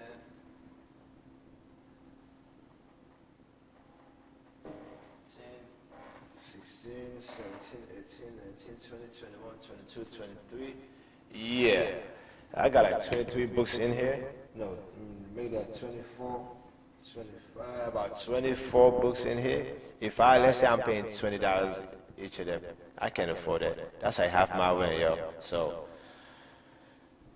I check him out at the library and I place him on hold. If the branch that's closest to me doesn't have it, I place him on hold and I go pick it up when he gets there from the library. And I place both Comey's book, A Higher Loyalty, and Eugene Baylor's book, Hang Time. I place them both on hold on the same day. The amount of people waiting in queue for the James Comey book was 545 people. So I'm the 445th person in line for that book. But the amount of people in book for the in line in the queue for the Eugene Baylor books was 4. I'm the fifth person in line for that book. Imagine that. Just imagine that, yo. Like that just speaks to the times, you know, what people are interested in. I'm not mad at that though, because at the end of the day, I know that's how America is, and that's how the powers that be wants it to be. They want to keep people from not knowing certain shit. The stupider the population is, the dumber the population is, the more you can get away with as the evil powers that be. I'm sorry for using the word evil like that, but anybody that believes anything Trump has spouted since he's been in office is just an evil fucker, period. I'm sorry about that. I am absolutely sorry to have that. There's no gray area with that. Like Finn said in like way earlier, like season 3 or 4 of like SVU and shit. Like Finn said, like there's no gray area with him. Like yes and no, there's yes and no. There's no gray area with that line. Like period. The guy is an opportunistic racist, and he's been that way his whole life. He just started showing all the way in 2011 when Obama was not first term. You know what I mean? Even before that, but still. So, like, but that didn't matter though. That didn't matter at all. I don't know if I said it earlier, but I pay my taxes, Donnie. I do. I've paid my first job ever was at KFC in 2002. Or 2 or 3 or 4, 5, 6, 7, 8, 9, 10, 11, 12, 13, 14, 15, 16, 17, 18. I work and pay taxes. I got an account with the Social Security Administration, SSA.gov, where you could go there. It tells you exactly how much you've paid in taxes and all that, and like how much you're going to get back when you retire, if you retire, at full retirement or partial retirement. It tells you all that. I got all of that. I can access all of mine. You know what I mean? At this rate right now, I might be at full retirement. I might be looking at coming away with like maybe 1,200, 1,100 right now. I'm still 33. If Trump and Sessions don't do nothing stupid, but thanks to the Supreme Court, there's maybe a strategy that a lawyer can use to help if in case they want to do something fishy because of what I'm saying, because I'm not putting nothing past them. Like I say, I'm not no dummy out here. I know what the fuck I'm talking about. If you think I'm scared for no reason, I'm not. Trust and believe. This is America, all right?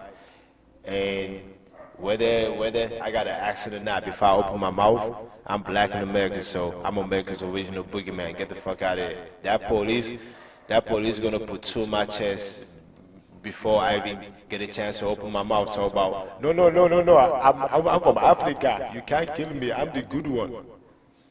That part, yeah. If you really thinking that I'm bullshitting saying this shit, I'm not. But Time will tell, right?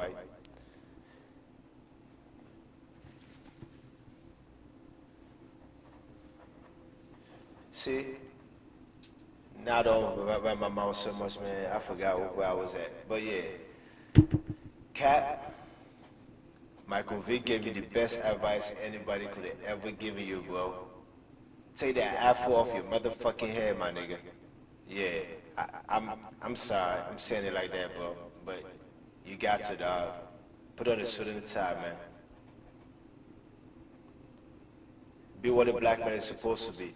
A clean-cut brother. I'm just saying.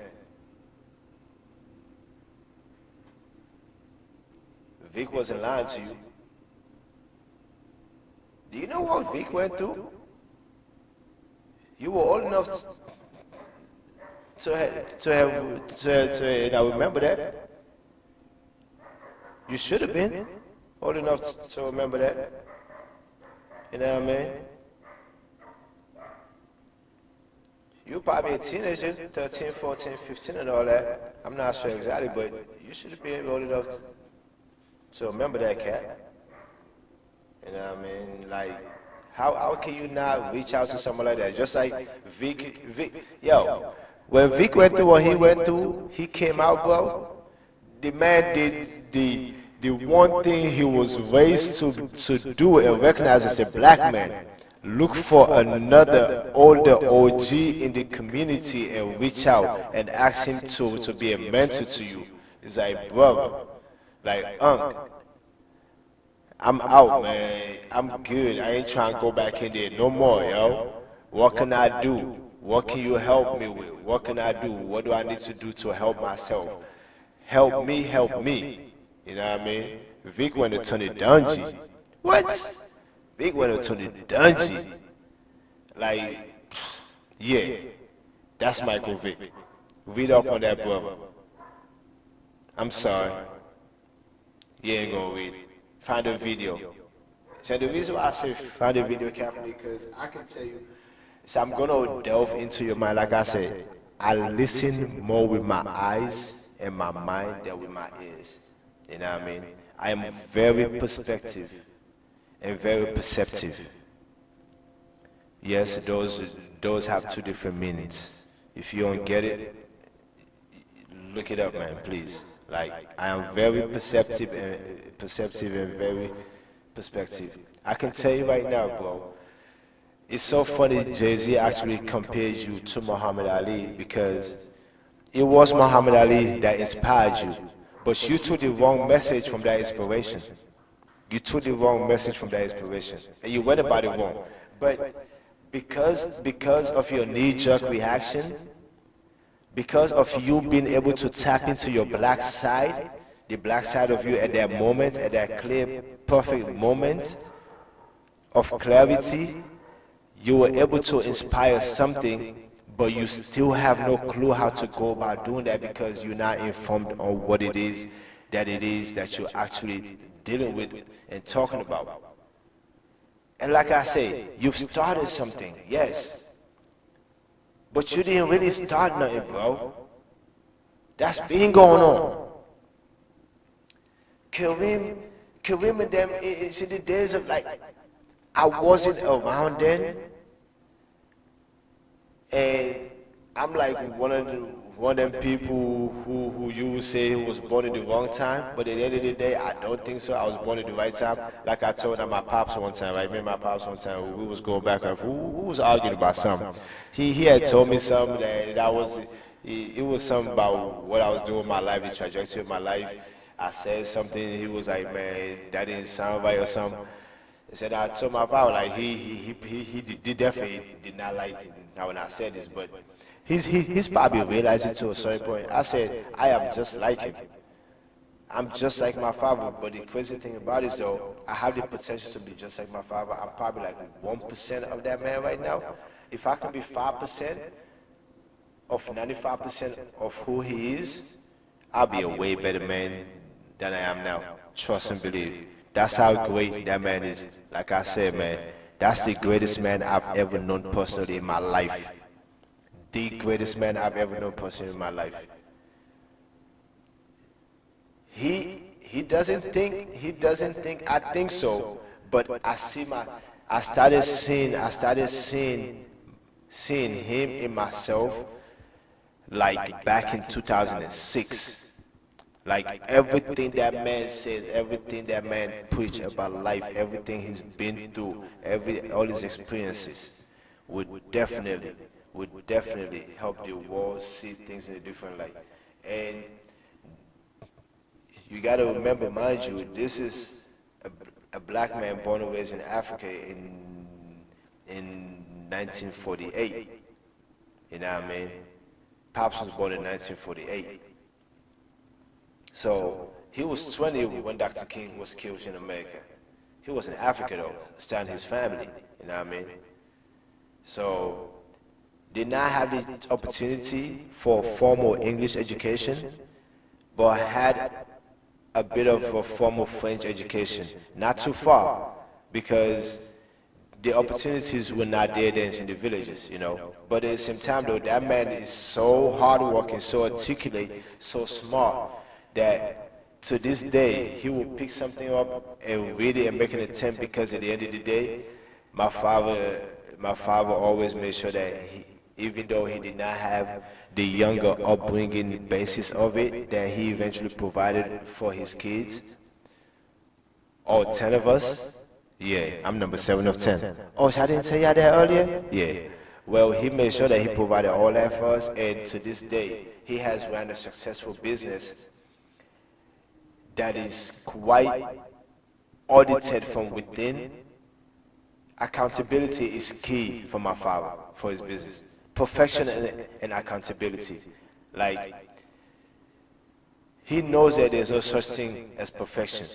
But if you strive for that, you will at least do enough for you to be able to look back and be like, okay, I accomplished enough because I strove for perfection. You know what I mean? She was a big thing with him growing up. And I did not start realizing that. I did not start putting myself in that context until 2006. You know what I mean? I was like 22, 23. So, like, and I get it. That's why I'm alluding to that. Like, my pops is the greatest man I've ever known in my life, but I've been inspired by other great men, and Muhammad Ali was one of them. So, back to Kaepernick and Muhammad Ali and Jay-Z making that reference to them, because I think you were inspired, Kaepernick, you were inspired by Muhammad Ali's passing, and you seen a documentary called I Am Ali, or the Ali Trials, one of them. They came out like 2013, 2014 or some shit. I can quite literally picture you sitting there in your home, in your $5 million mansion, $2 million mansion or some shit, whatever you have, I don't know. I could care less. I got a little space here where I'm scrunching up $1,000 a month, you know what I mean? I'm trying. It's LA, you know what I mean? Can't be mad at that. Live and die in LA, right? Psych, now let me stop. Please, I ain't trying to die yet, y'all. Please don't.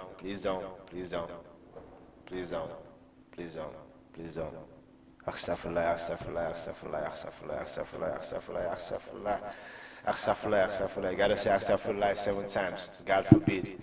God push that away real far, you know what I mean? Push that away real far, bro. Thanks, sir. But you got inspired. Muhammad Ali passed away. And when he passed away, rightly so, in the context of this day and age, which is speaking to the dumbassery of your generation of black men, namely the you, the Des Bryants, the Cam Newtons, like the lack of disrespect, the lack of understanding you have for what it means to be an athlete with a platform like you guys have access to, and in the case of Cam Newton, your lack of respect for women, period. But we're gonna get to that. I mean, man's period. Man's lack of respect for the value of a woman, but especially black men's respect for the lack of what a woman means in our lives and our society. Oh my God, man. If I hear one more black man call a woman a B, yo, like, that word just makes me cringe, yo. I don't get it. So before I move from this, since I brought it up, let me state it right here. I don't believe women are bitches, yo. I don't believe that because if the definition of a bitch, if you look it up, is a female dog. And if men are colloquially known as dogs, a woman can't possibly be a beast. So we're gonna leave that alone. So I'm gonna get to that. So I'm gonna get to that. It's just that even women use that word at this point right now where it's just funny. I mean, it's I guess comedy has made it a lot lax, but the FCC did not help either when they allowed that word to be used on TV like 15 years ago. It was? I'm not sure. Like maybe 15, 14, 15, maybe 12 years ago. They made that move. I'm not quite sure on the exact year, but yeah. But yeah. So you got inspired. You got inspired by Muhammad Ali because at his passing, you probably through your Amazon or your Hulu or your, whatever accounts you have through your Netflix. I mean Netflix, probably 9 times out of 10 Netflix because I remember seeing that on Netflix. So through your little suggestions that they have, I haven't used Netflix in so long. I don't know which sections they have now. Like through your interests, things that's like, especially in that time, when something happens, let's say when Maya Angelou passed, they had all the movies she was in around that whole time on there. So it was time she was easy enough not to see. Yo, speaking of Maya Angelou, Stephen Miller, fuck you, yo. I'm gonna say it again. Stephen Miller, fuck you, yo. Like, I'm just saying, bro. I'm gonna say it to you. Yo, I really, you don't need to know, like, I am so, yeah. My shit is gone. I'm really getting deported now. I am really getting deported now. If y'all don't know who Stephen Miller is, he's the guy in charge of writing Donald Trump's immigration policy. And I am an immigrant black man telling that man to fuck him. I say this because, guess what? Speaking of Maya Angelou, this guy literally disrespected that lady. And that's not right. I'm not going to repeat what he said. Some people going to read it, look at it, and be like, I'm not going to repeat what he said. You look it up. Just Google it. Type it in. Stephen Miller, Maya Angelou. Google it and see. Like, he disrespected her. I can't sit for that. Especially right now, as to find out, I literally like, this is one of those facts where I never knew. I believe that I learn something new every day. That's why I do the crossword puzzle. I watch Jeopardy every day, 5 days a week. You know what I mean? So I learn something new every day, or I try to learn something new every day. Quite literally. I literally just found out in this year that Maya Angelou is so linked. Her greatness is so much more greater than I ever envisioned. Her greatness is so much more greater than I ever envisioned because of her connection to Dr. King, Malcolm X, and the continent of Africa. Yo, I did not know that at all. I knew she was great. I've read most of her poems, most of her works. I've seen her in the movies, the works she done with Oprah, all of that. Like, quite literally, she has had some of the greatest quotes in the history of quotations. But I did not know she has such a, to quote somebody that I'm going to reference later, I can't remember the name off the top of my head right now. She quite literally has a macabre twist of fate to Dr. King and Malcolm X. She was supposed to meet up. She was supposed to meet with Malcolm X right when before that brother was killed by another black man. Malcolm X, by the way, was killed on Steve Francis' birthday. Steve Francis, the basketball player. Malcolm X was killed the day in 1965 when Steve Francis was born, I think in 72 or some shit. You know what I mean? But yeah. February 21st. My man Anthony got that same birthday too. I bring up Steve Francis because it's a name drop that I'm gonna talk about later on.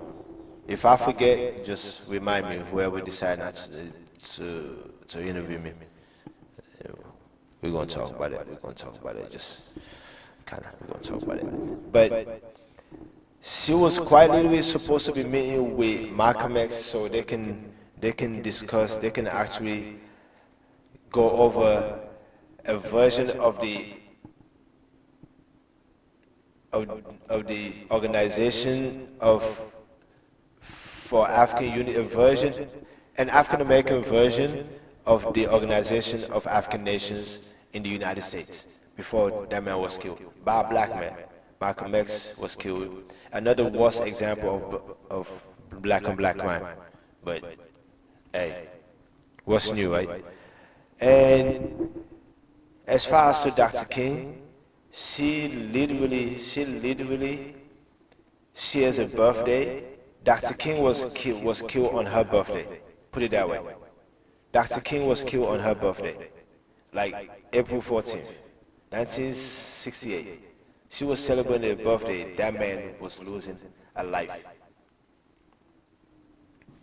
Just like yesterday, Sonny Johnson did it. I know, hey, Ernie.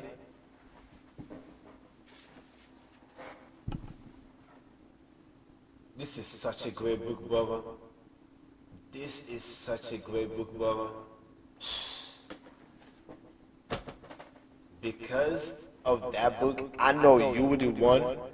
I know maybe your producers came up with the idea of what it was, or maybe you saw and then you put that link together. But on last night's broadcast, when you were talking about Greg Popovich's wife's passing, may she rest in perfect peace.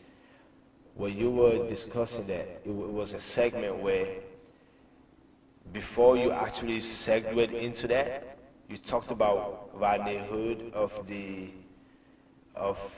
Cleveland Cavaliers becoming the father to twins yesterday. And right after that, you segued into Popovich's wife losing her life. Ernie, I get it. That was beautiful, yo. I'm trying to tell you. Only you could do something like that, and I get it. Said if no one gets what I'm talking about, here's what I'm talking about. There's an old saying. When the world loses a soul, another soul is born at the same time. I'm trying to tell you, to this day, I still believe that my daughter was conceived around the same time I lost one of my favorite aunts. I lost her on November 12, 2013. I will never forget it because it's 11/12/13.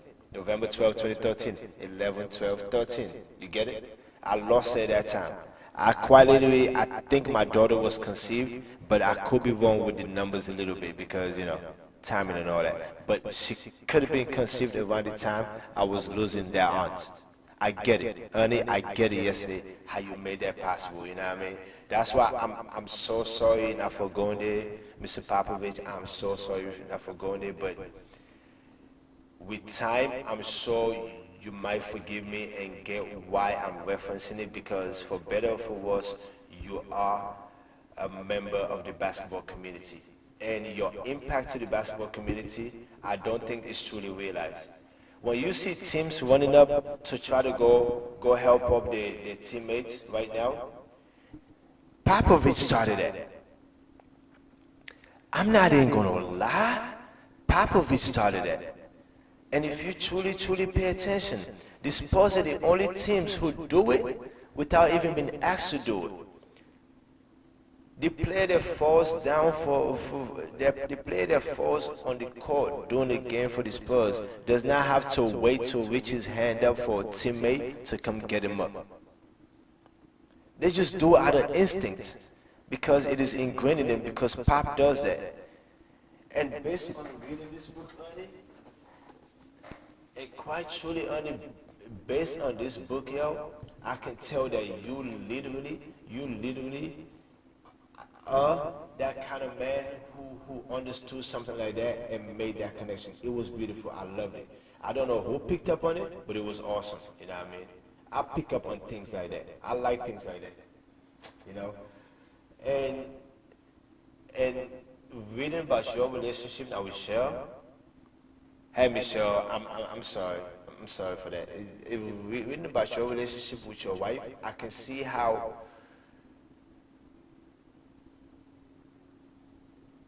Miss Aaron's marriage with Greg actually led to him becoming the man and the coach and the leader of men that he is and became for the San Antonio Spurs that trickled down to the whole NBA.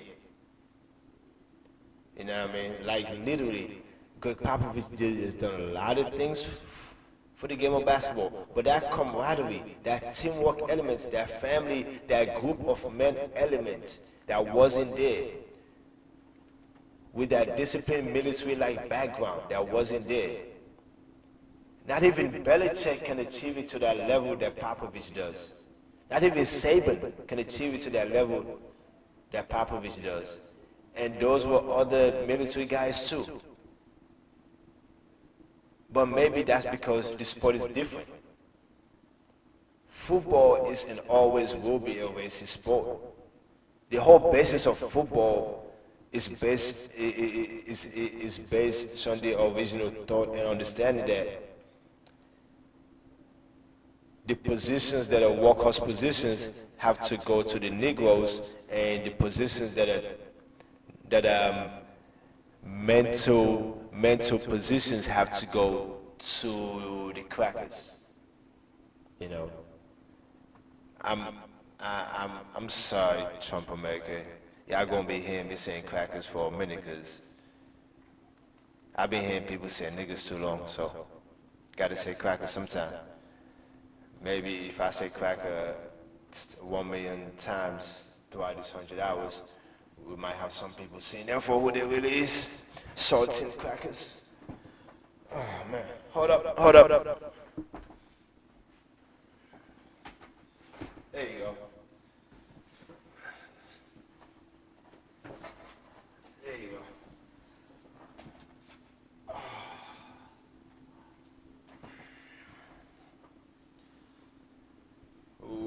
Where was I? Kaepernick, yes. So, Maya Angelou has those connections to those two great men, and Maya Angelou is great in her own right. And she also did a lot of work in Ghana and West Africa especially. I'm from West Africa, so I have a newfound respect for her. I've always respected her, but I've always known who she was, what she was to the history of Black progress, and just her her beautiful words were always truthful and gut wrenching and hit you like right there. Yeah, you know she's speaking truth. She's speaking from the heart. You know what I mean? So, and Stevie Miller disrespected her. I don't appreciate that. But the guy's a racist period, so like he's one of those California racists. There are a lot of them. Yo, California is like one of the most confusing places. I can't see the whole California, but Los Angeles just to start. I'm sorry people are gonna not appreciate this so much. Native Angelinos are cool. Native Angelinos are cool. A lot of them just need to go outside or their comfort zone a little bit for some time so they can see how other parts live and think, and maybe that might help with the wokeness a little bit. But native Angelinos are cool, but there's a lot of transplants out here. I'm one, but I like to stay above the fray. I'm sorry for if that sounded kind of conceited or egotistical, but I was raised a certain way, and I try to never forget that I have to be independent and earn what I need to earn through hard work. Entitlement is not an option. Period. But that's just me though. And I'm sorry for going there, but we're gonna get to there a little bit. But still, I say that to say that Stevie Miller is one of those original California racists who actually ended up going to North Carolina and getting his college education in North Carolina. So that doesn't help. Now he's the one writing policy for this administration. And one of the reasons why everything about this guy Trump is so bad and that it is such a sign of the fact that we need to work now, because if we don't do it right now, I don't know when we're gonna do it. If we don't start doing it right now collectively for at least 50 years to start, 50 years ain't gonna do shit. Trust me. 50 years is just the beginning of the actual work itself. I'm trying to tell you, 50 years is just the planning stages. We just gotta build those habits, develop those habits. Those habits that Dr. King would have made sure that we would have had. Crack cocaine wasn't gonna stand in that man's way. The prison industrial complex wasn't gonna stand in that man's way. Come on, think about it. The brother had to be taken out. The brother had to be taken out. Think about it. Progress was progress, and he was going to work for as long as he was alive, waking up every day. That's the greatest thing God could ever do for any human on this, on his green earth. Is wake you up in the morning, give you life, give you breath, give you the opportunity to say good morning to the first person you see. Anytime you see somebody, say good morning. Like, period. I know that's a gross oversimplification, but life is that simple. Us humans make it complicated.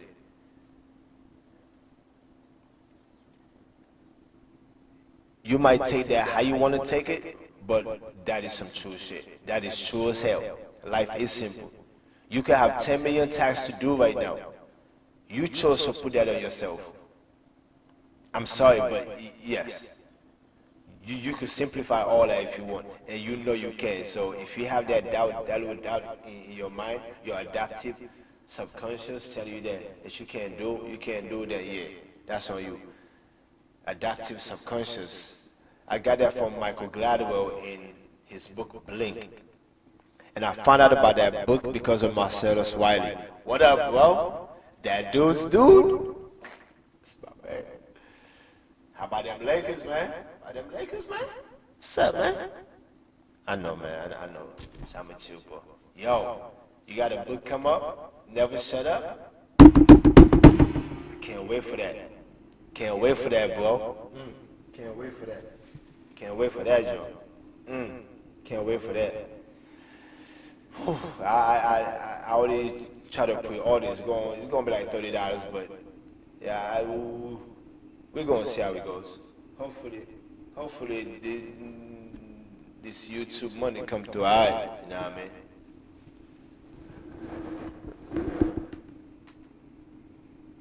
Hopefully this YouTube money come through all right, and I can pre-order it, get that copy, you know what I mean? So if I get it signed, you know what I mean, you sign it to your number one authentic African. Okay, there you go. There you go. Let me stop. Back to what I was saying about Stephen Miller, because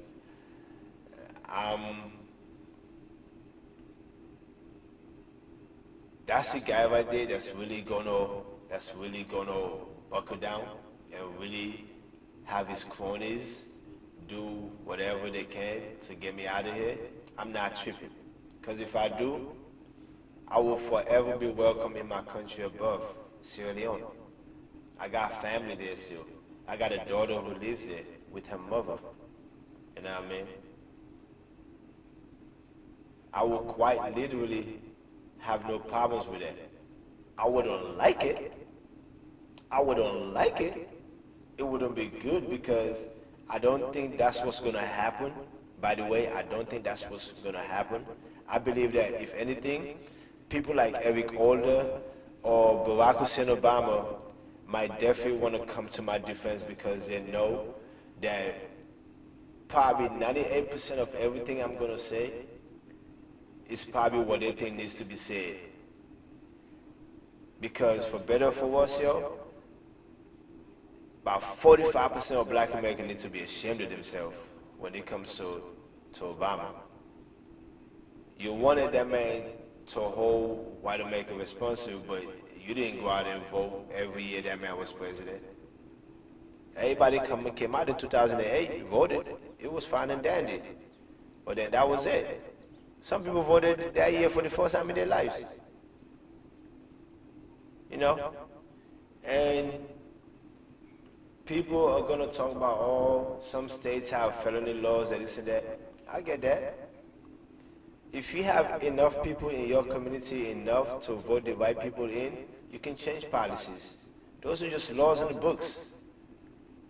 They're not God's laws. The Pope, this excellent new Pope that the world has right now, that the Catholic faith has right now, the Pope of Christianity right now, I guess, I could call him that. The Pope of Christianity right now is a great one. Open-minded, smart guy, knows that being a president or being a leader is all about being true to the times of your administration, the times of your reign. Laws can be changed. Laws are not set in stone. Period. Laws are not set in stone. Dr. King knew that. That's why he fought and advocated. He fought and advocated and got certain things passed and certain things done. We just have to take advantage of it. You can take a horse to water, but you can't force it to drink. If I'm wrong, slap yourself. Alright, so ain't nobody slap themselves, right? Cool. I didn't really want you slapping yourself or slapping nobody. You know what I mean? So, but back to Cap though. Like, I see what you're doing to me, Kaepernick. See what you're doing, man. I'm out here trying to break down how you was feeling when you decided that you wanna do something without realizing what your next step gonna be. Bro, you got so many options right now, bro. You're a multi-millionaire, bro.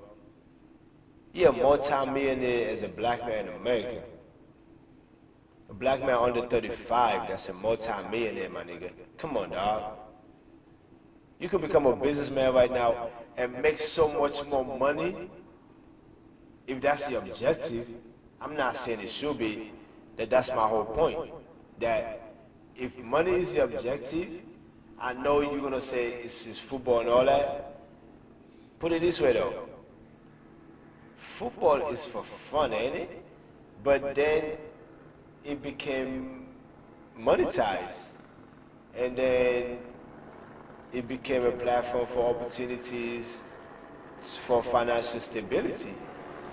Okay? Even if the white side of your family, Kaepernick, wasn't wealthy enough to be considered white wealth, even if they weren't, even if you were oppressed as a young half white, half black child, I get it. Everybody goes through certain things. I was discriminated against. I still get discriminated against African Americans. Because according to them, I'm not black enough, but I'm African, so go figure, right? Hey, but that's the mentality thing though. And I get it, and I get how the typical African American can feel that way. You know what I mean? Because for better or for worse, the white man did pull the ultimate divide and conquer move.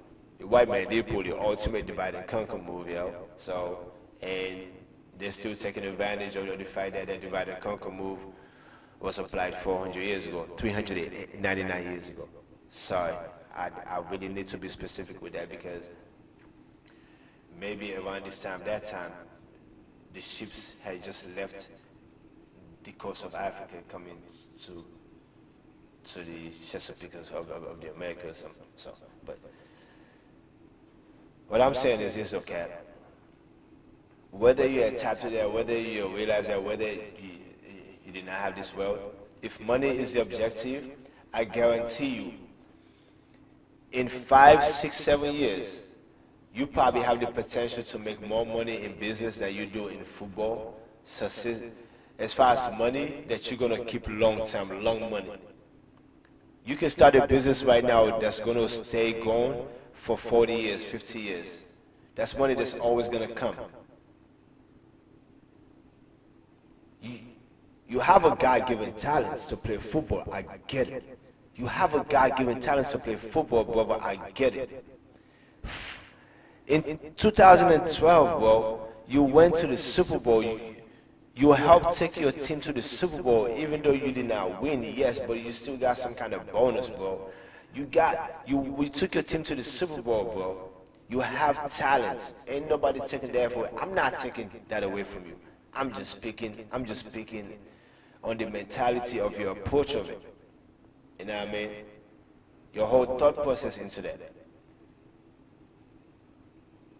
If money is the objective, focus your energy somewhere else that's gonna help elevate those young men that you talk about getting oppressed by the police. Bro, niggas been getting shot by the police since Crispus fucking Adams, my nigga. Before the revolution even started. That started the revolution. A black man getting shot started the American Revolution. What you think gonna stop them now? Come on, dog. Do me a favor though. Get a temp agency going.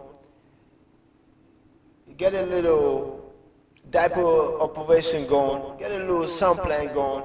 And hire black.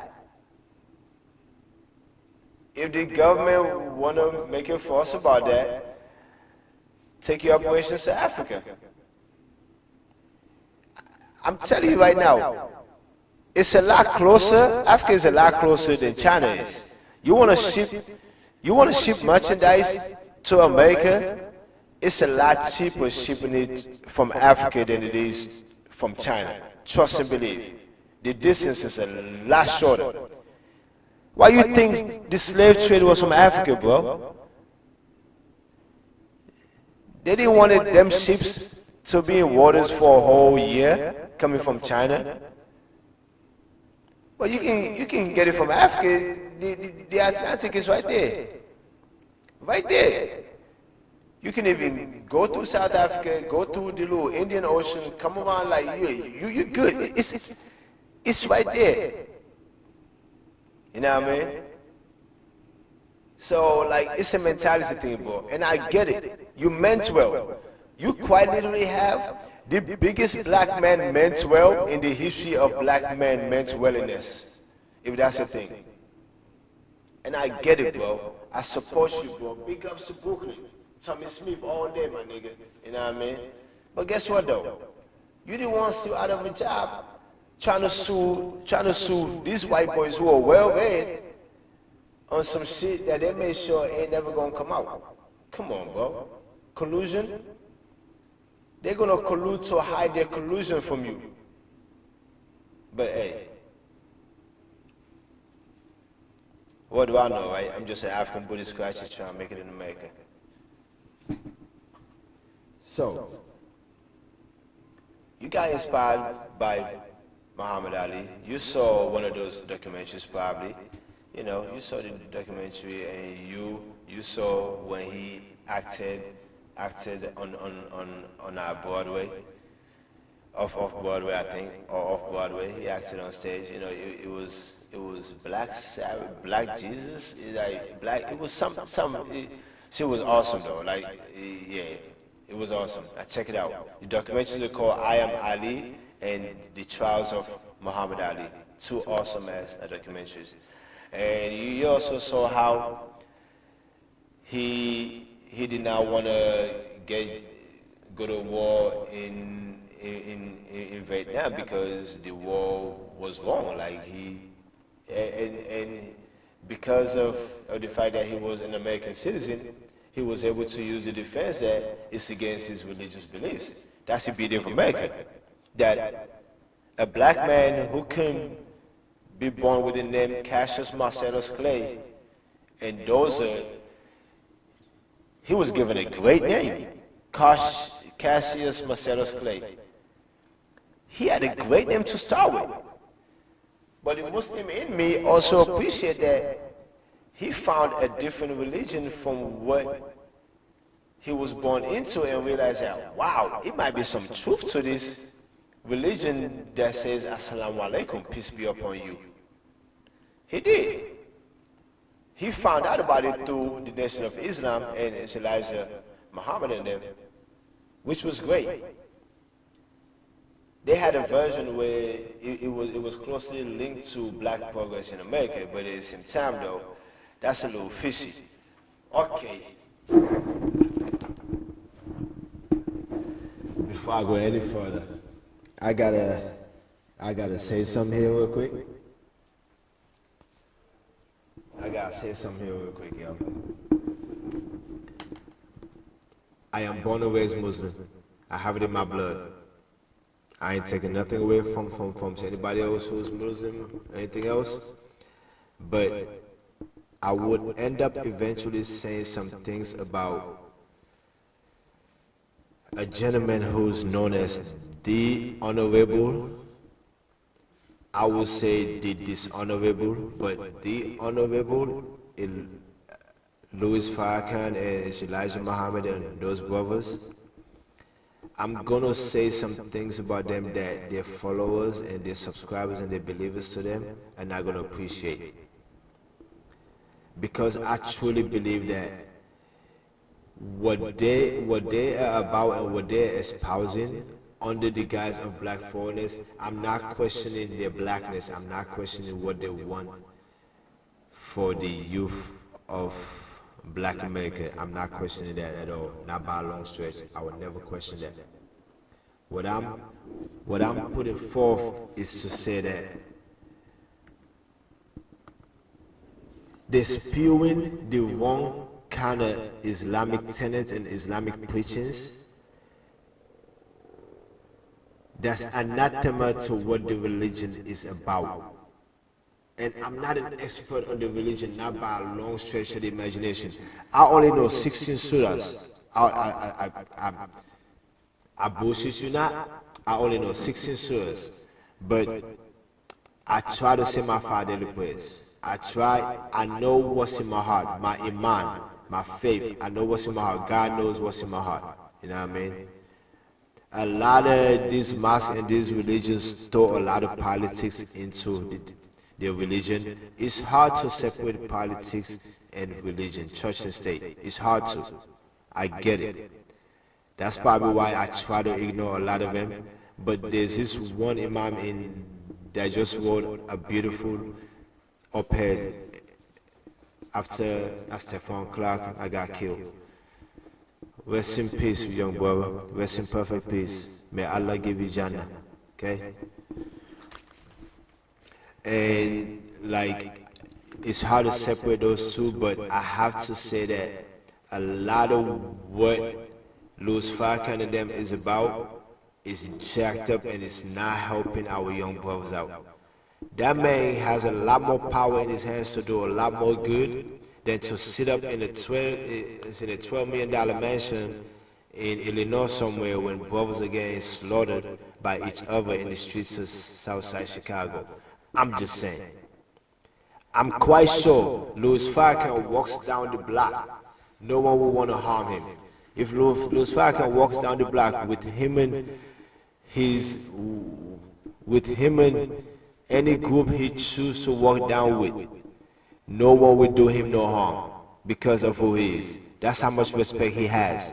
That's why I'm begging, I'm pleading, sir. Please, I don't want to be that sin from belly, not by a long stretch.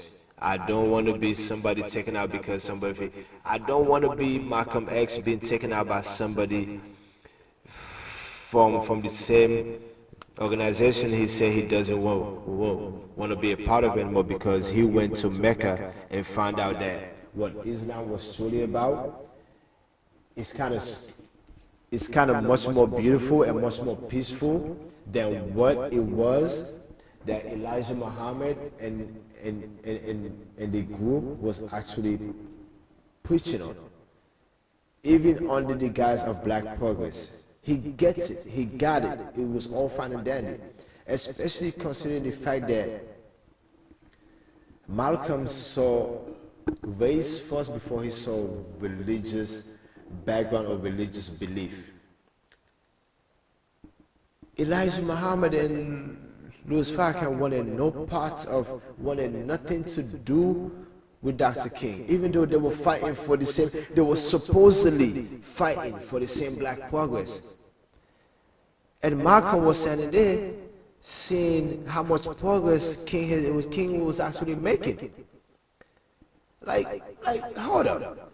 This brother, it doesn't matter if this brother preach in the church on Sundays. This brother is actually making progress with what he's doing and how he's going about doing it peacefully. Peacefully at that.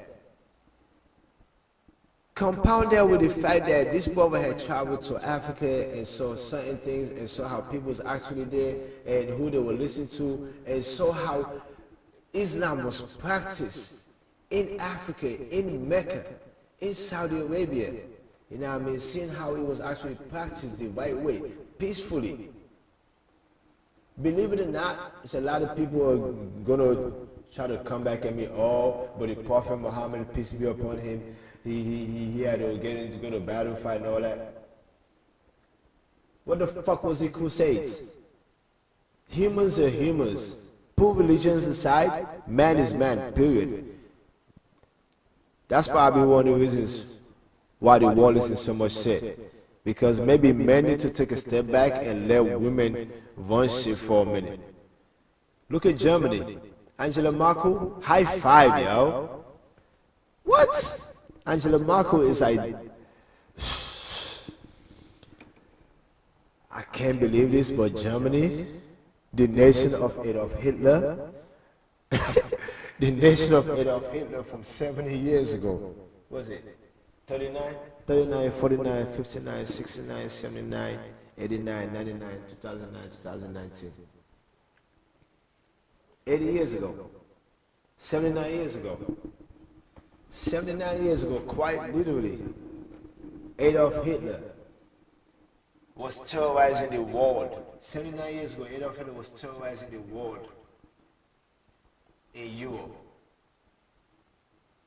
under the purview of making Germany great again. And today, Germany has the most level-headed democratic leader in the history of Europe. Yes. And I did just say Germany today has had in the last 12 years the most democratically level-headed leader in Europe. And she's a woman. Because that's what God intended it to be. Women are supposed to be. The heart and the forwardness and the progress and the happiness, H-A-P-P-Y, not I, H-A-P-P-Y-N-E-S-S, thank you, Will Smith. The happiness of a civilization, of a society, goes hand in hand with all those characters that I just named of a woman's heart. If the women in the society are not happy, that society is not happy, period. If you don't believe that, stop and think about it. Look back, go back in time, look about it. All right? So, Angela Merkel, thank you, man. You've been great. Keep up the good work. And I know you have a lot of opposition at home. Who doesn't? But people don't realize you quite literally have xenophobic racists all over the world. You have that all over the world. There's a mentality thing. You know what I mean? Like, I really got into all that to say that I don't want anyone from the Nation of Islam thinking that I'm disrespecting their leader. And I know Charlemagne respect Louis Farrakhan very, very much. And I read your book, Charlemagne, Black Privilege, Opportunity Comes to Those Who Create It. I wish every black man and woman in America would read that book. Quite literally. I'm trying to tell you, yo, they should have like 10 copies in every block. Everybody read it, pass it along. You know what I mean? Chapter by chapter. You start with chapter 2, yeah, you start with chapter 1, you start with 3, you start with 4. Just pass it along. I wish everybody would, yo. Open up some minds real quick. So I'm asking you, bro. I'm asking you. I reference you because I'm asking you to please help calm any further that might come out of my opinions about Louis Farrakhan. I just believe that the brother needs to tweak the Nation of Islam's objectives a little bit. I truly believe that the man speaks on Jewish, speaks on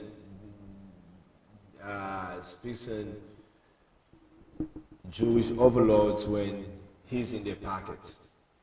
I have no proof of this. I've never read anywhere where I say Louis Farrakhan is in the white man's pocket, and I'm not saying none of that.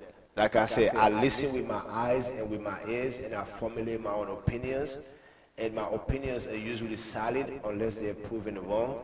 So, till I'm proven absolutely wrong, and it's gonna be hard to prove me wrong on this one, because unless that man gonna come out with all these papers, all these documents, the way Trump should have, if he's pretty much gonna birth a movement, his own, himself, I'm good. Ain't no way to prove it. You know what I mean? Ain't no way to prove it. So, yeah, that part right there. I just had to say that because a lot of people are not gonna probably like the fact that I'm saying that about who they perceive to be a great black man. I don't think he is. He's a been around a long time black man. He's a been around a long time black leader. I still truly believe that for somebody who's been around since that time, who literally have the ears and the minds of thousands, maybe millions of underprivileged, like oppressed youths, black youths at that, as somebody who has that. You could have done a lot more within the black communities without even worrying about what the fuck the white folks was doing, yo. You could have literally kept a lot more brothers out of jail by keeping them engaged the right way. I'm just saying, bro. That's just me, though. That's just me. I'm sorry, but that's just me. That's probably why it took me such a long time. I'm trying to tell y'all. It literally took me at least 8 months to walk up the courage to do this. I have a bunch of videos that's gonna be like maybe like hour 67, hour 72, hour 51, hour 41, hour 43, 42. Some of those were recorded last year in 2017. You know, because I literally had this idea since around like May or June of last year. But I know what I want to embark on. I know what I have to say. I know how toxic I can get. I know the power of my voice and the power of my words. You know, I am well read. I try to read. I'm not as well read as I would hope to be, but I have to keep a roof over my head, and because of that, I have to keep a job. So I work, but I also try to read in between. I read the paper every day. I try to. I do the crossword puzzle every day. I try to. I said all that already before, so I'm just going to use it. I'm just going to say it again for the sake of argument, you know what I mean? But at the end of the day, I knew what I was embarking on. It took me a long time to walk up the courage to do it because I know it can be biting. I can be very biting. I'm sorry, sir, but you could have done a lot more and just you haven't, and everything you come out your mouth with is so hypocritical and so anathema to everything your organization has been about. Just for the simple fact that Brother Malcolm was killed in 1965, and even the young brothers and sisters in the Nation of Islam today have never stopped and want to question why that man was taken out by another black man. Come on. Think about it. Think about where he had went, what he had done, what he was doing, what he wanted to do. That man was quite literally tired of the bullshit that he found out that the nation was about.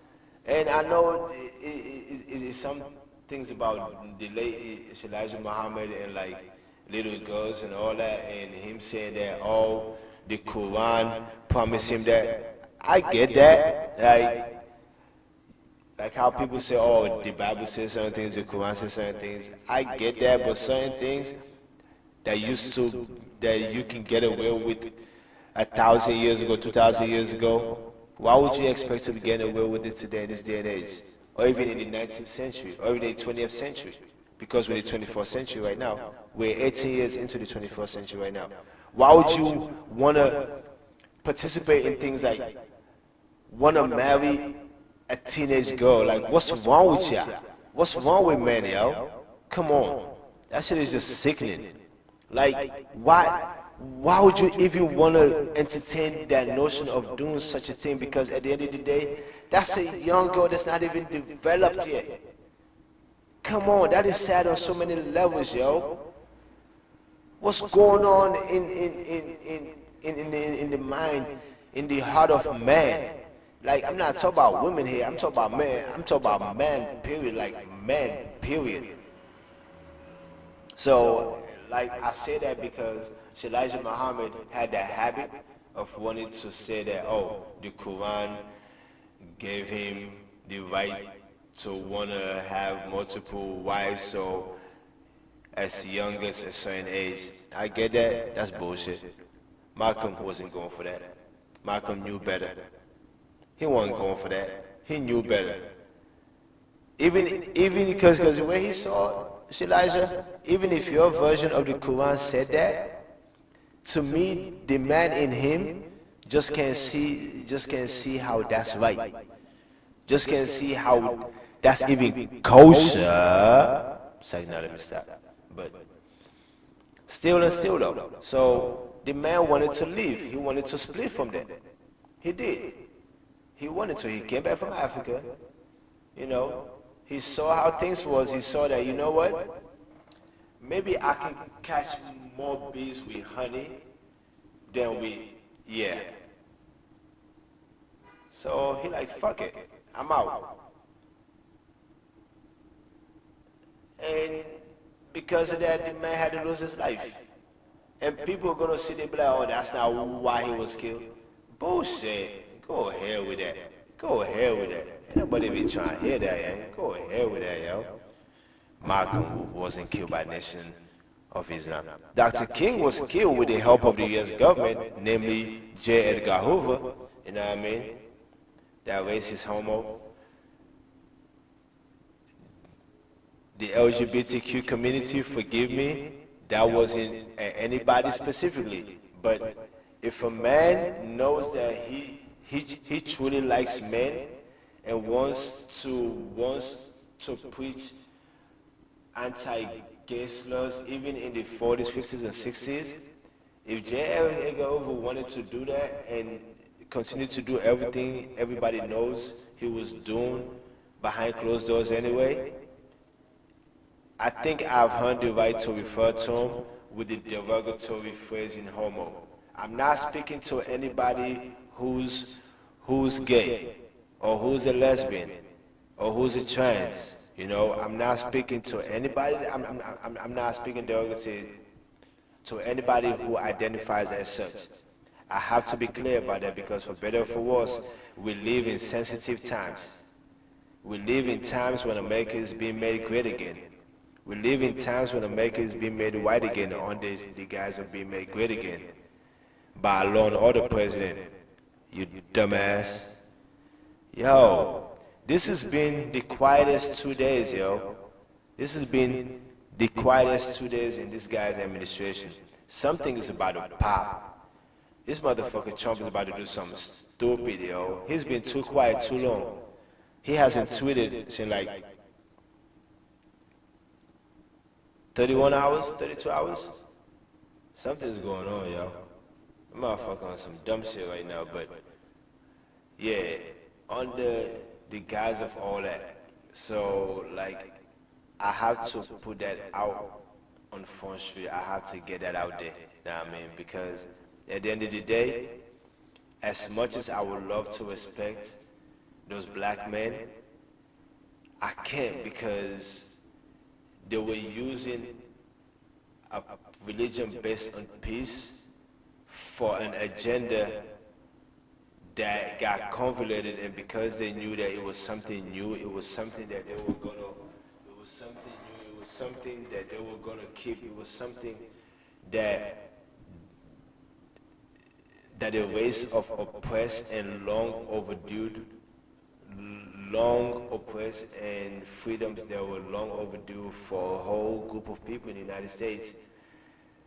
People were angry and they wanted a different option than just, you know, the peaceful activism of Dr. King. Dr. King wasn't all that peaceful all the time, I'm just saying. But the man also believed, the man was a strategist. You know what I mean? He had good people around him. He was a strategist. It would have been a lot easier to be violent than not to be violent. He knew that. He was a strategist. He thought about the consequences of everything that was going to happen. And some people did not like that. Some people were tired, rightly so. I get it. From 1863 to 1963, I get it. Like he said, 7 years ago, what was it? Yeah, something like that. I'm just saying. But just, and for better or for worse, whether it was the Nation of Islam, whether it was the Black Panther Party, like, it was an opportunity for people to vent out their anger through different means of obtaining those freedoms that were long overdue. And you wanted to take advantage of the opportunity that was there. But doing it under the guise of a religion based on peace and espousing that same violence, while still in the pockets of the same people that you're talking against, because you want to do certain things like marry young girls, little girls that are not even 16 or 17 yet.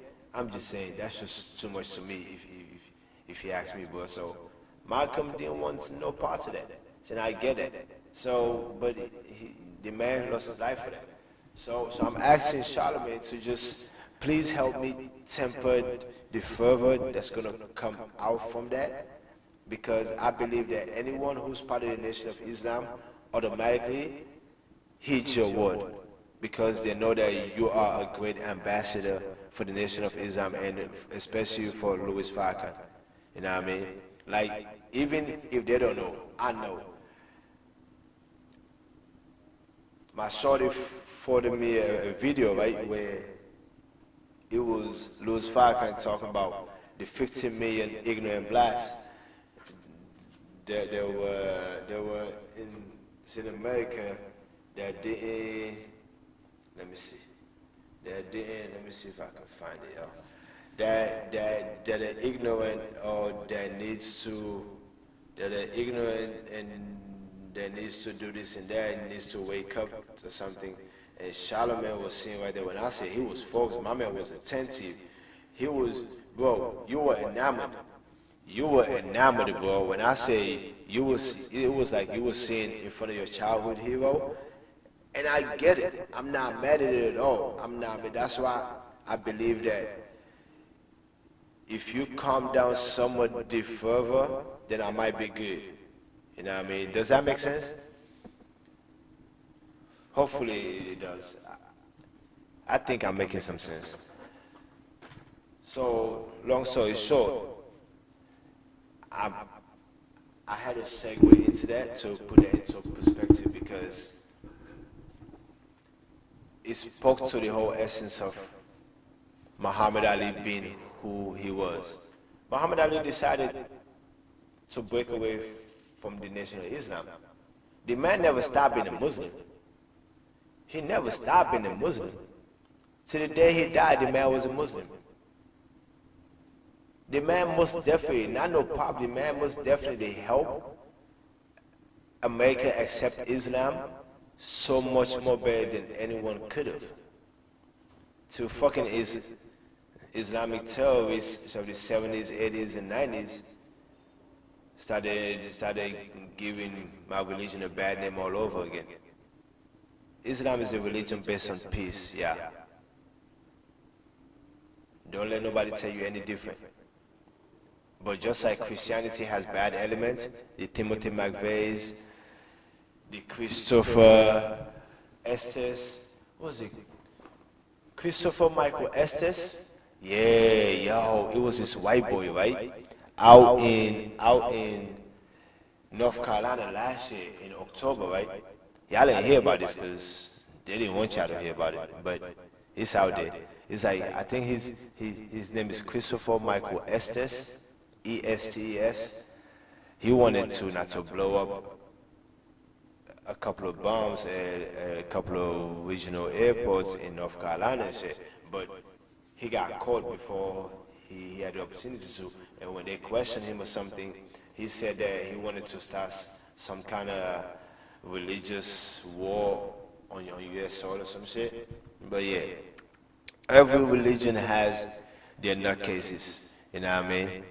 And what a lot of people don't realize is that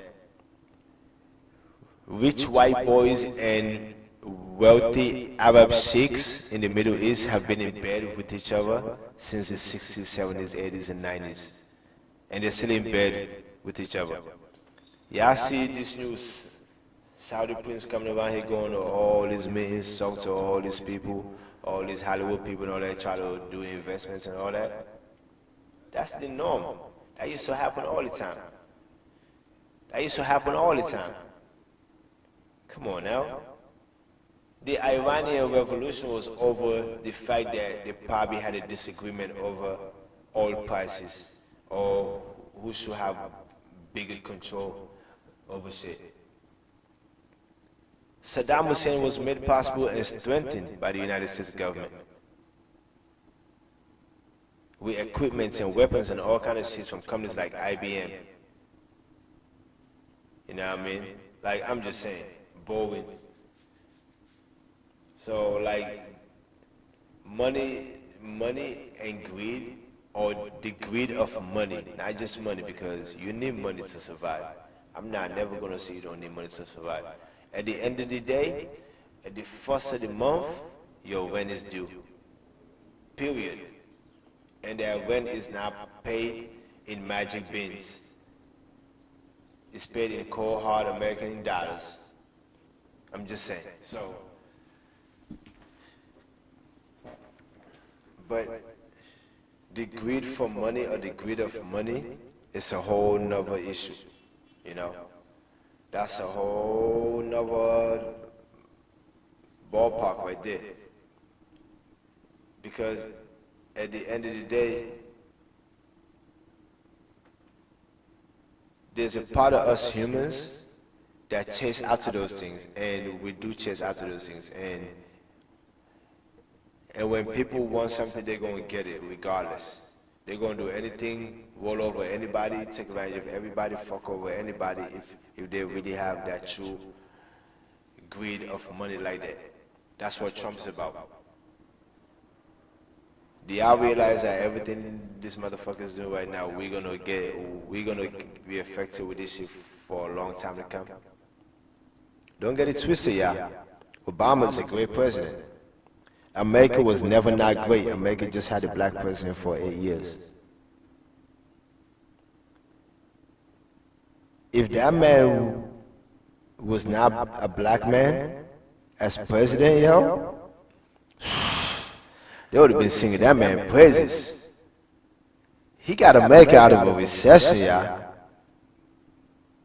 He got to make it out of a recession. He got to make it out of a recession.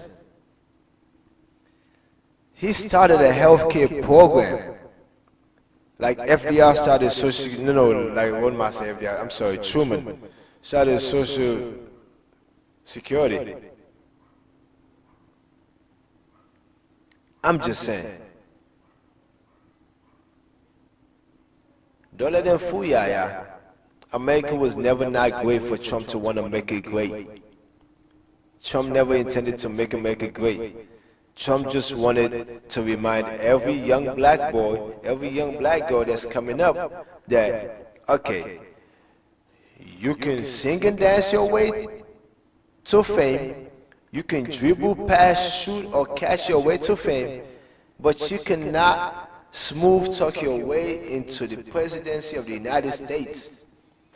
That is reserved for certain people, for certain higher intelligent minded people, which are not black people, according to their racist asses.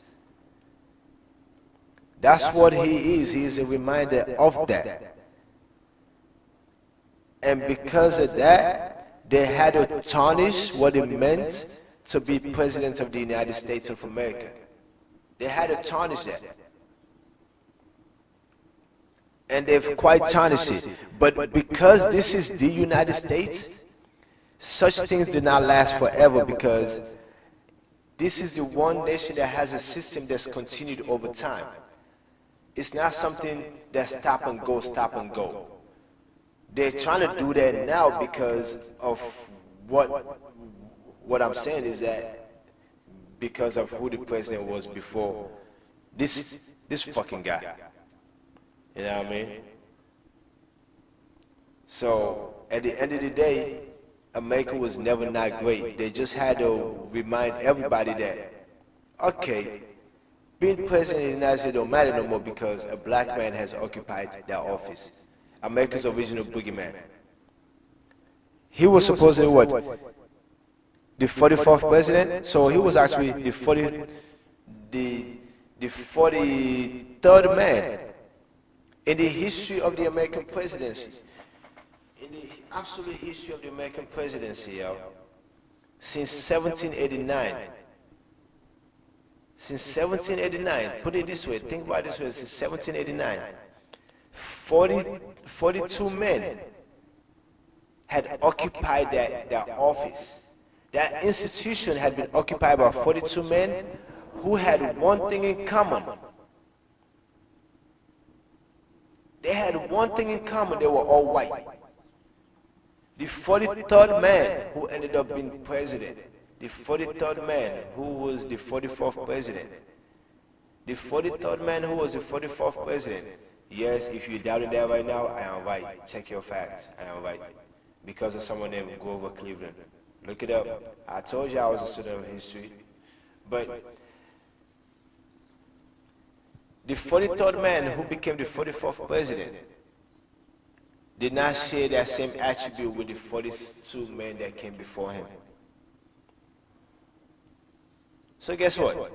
They had to put the biggest buffoon in the history. When I say this guy is such a nincompoop of a scallywag, when I say this guy is such a scallywag of a nincompoop, yo, this guy shit on his pants twice. You know what, Alpha, shut up. Shut up, shut up, shut up. This man has control of the nuclear football. I can't get him mad too bad. I can't get him mad too bad.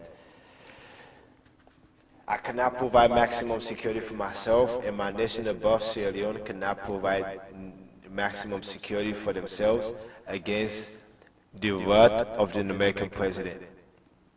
I really can't. This man could possibly hold back aid to my nation because of me probably antagonizing him. It's not my intention. It's not my intention at all. My intention is to get black folks to realize that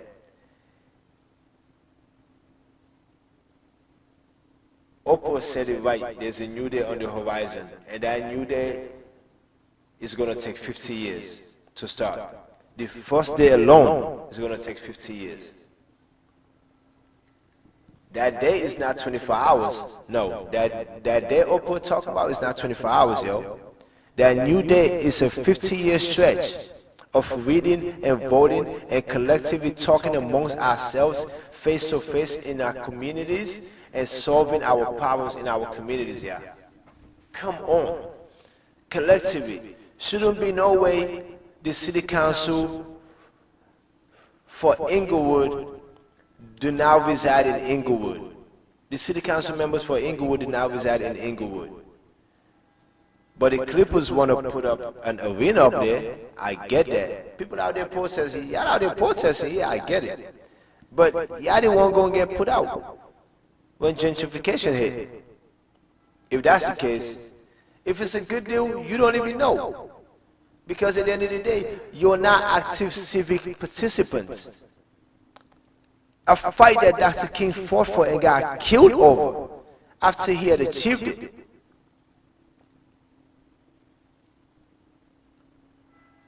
After he had achieved it. Yo, put it this way.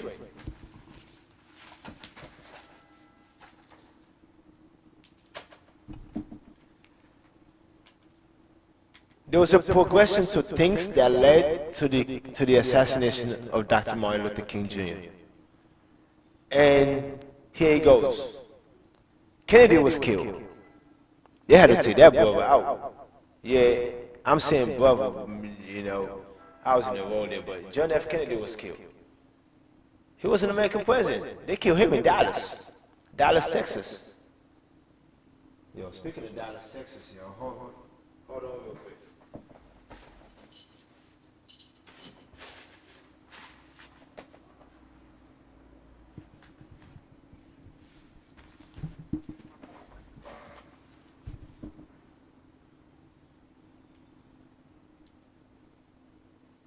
This shit right here like that. This is right here like that, yo. This book right here like that. You want to know how to fight racism and all that shit in America? We're going to talk about that.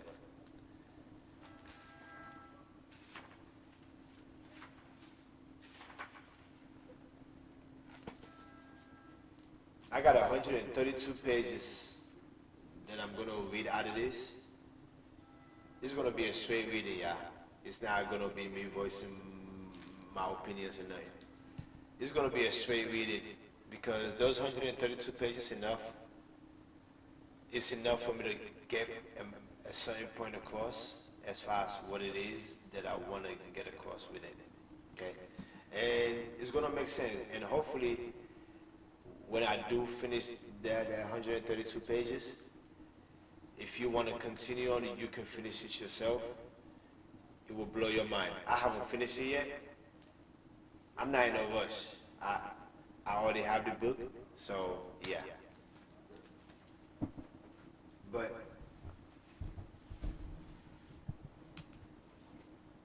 I say that to say that Kennedy was killed in Dallas after everybody told him not to go to Dallas. After he was killed, a former Texas senator, namely LBJ, who was his vice president. It's so funny, right? LBJ, when they asked him why he was getting on the ticket with Kennedy, right? He said that he's a gambling man, and 1 in 4 American presidents have died in office. So he has a 25% chance of being president just by being vice president. Yeah. 2 years later, it happened anyway. I'm not saying he had anything to do with it, but he kind of probably knew it was coming. But after he became president, like Kennedy, it was a chance for civil rights to be taken seriously eventually with Kennedy. You could hold his feet to the fire and appeal to the better judgment of his Catholic upbringing. Not just him, but his brother. His brother was a pivotal human being in their administration. He was when I say Kennedy would not have done it without his brother, there's a great book written by Robert Donahue.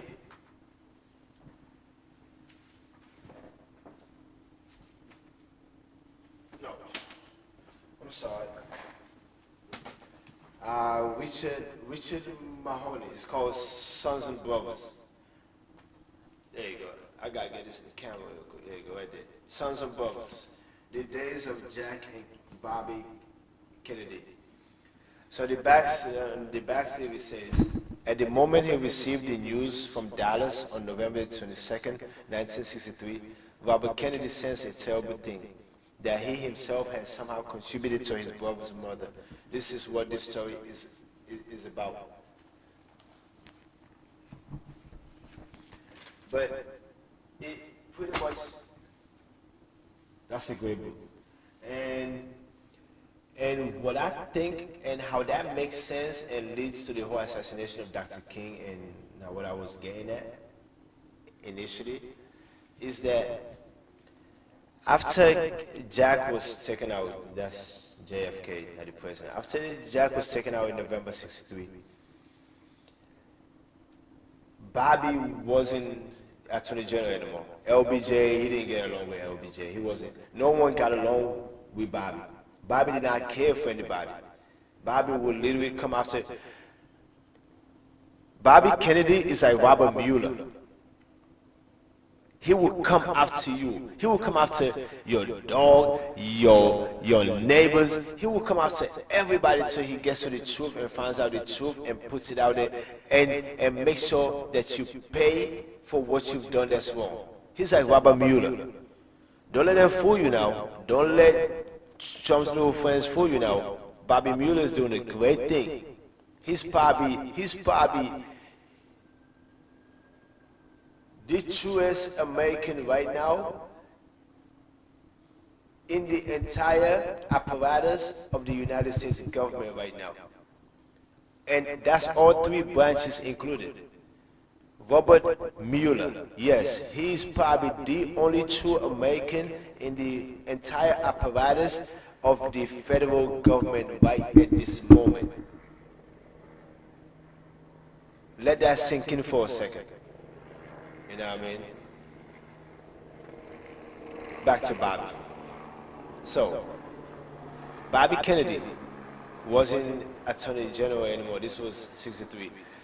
This was a tough period for him. You know what I mean? He had literally, his brother had literally just been killed, yo.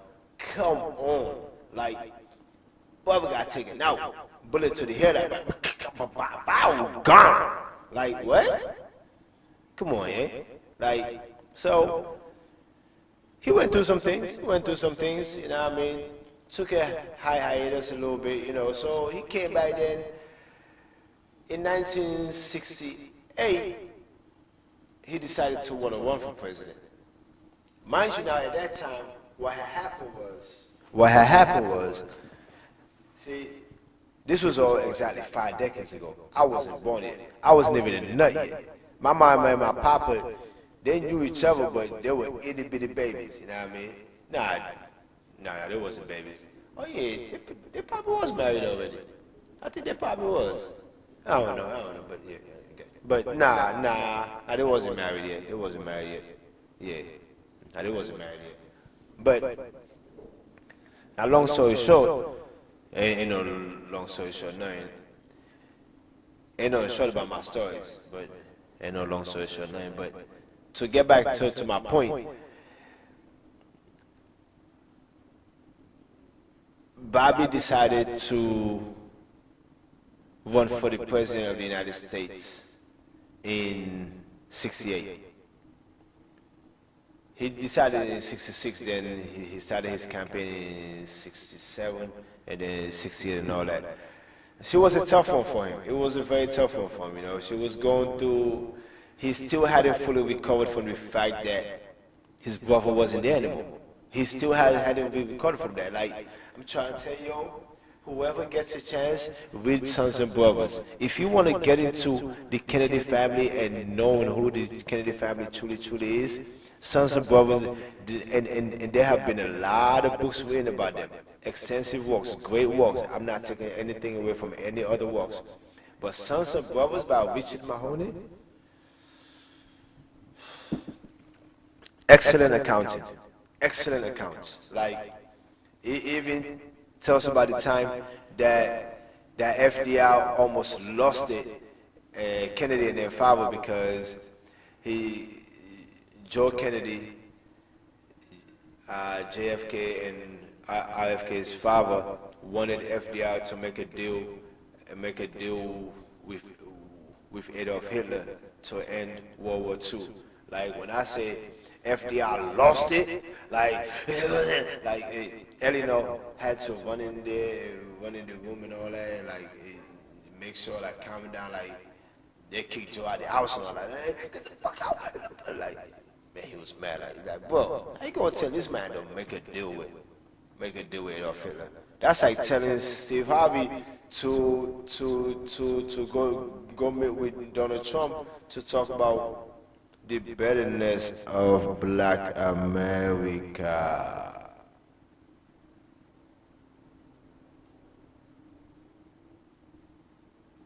Sorry, now let me stop. But yeah, though, I'm just saying.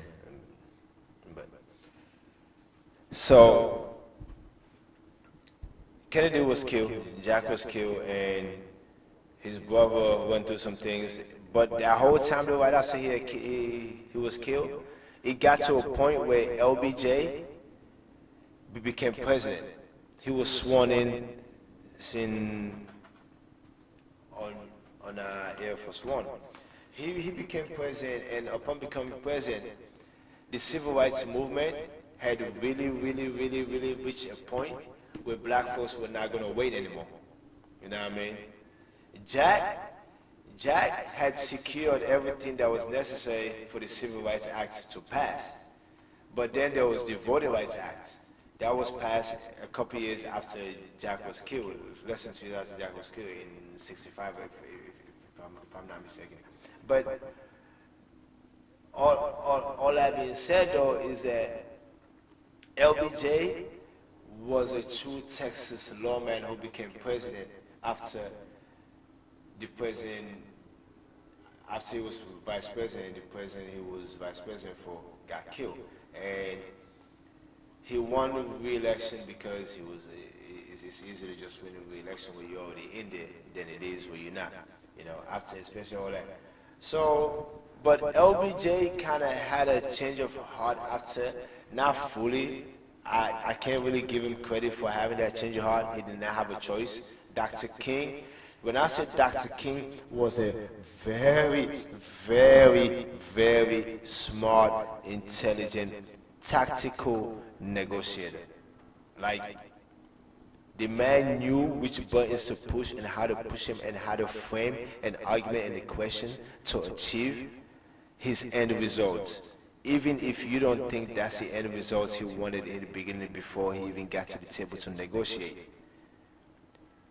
You know, it takes skill to do that. It takes a grand ability to do that. Nelson Mandela had that ability. Barack Hussein Obama had that ability. Like, quite literally, if you black in America and you don't recognize certain things like these things in these leaders that we have and realize that that's what it means to be black, having these things is not a white thing. Street mentality is not the only mentality that one requires in life. It is very important, yes, it is quite necessary. But if you're not into the written word, you're quite literally lost. You cannot compete with the rest of the world, with the rest of society, if you're not. You will forever be behind. There's an old adage, to keep a secret from a black man, you put it in a book. A nigga ain't never gonna find out what the fuck that secret is. Go ahead with that. If I'm wrong, slap yourself.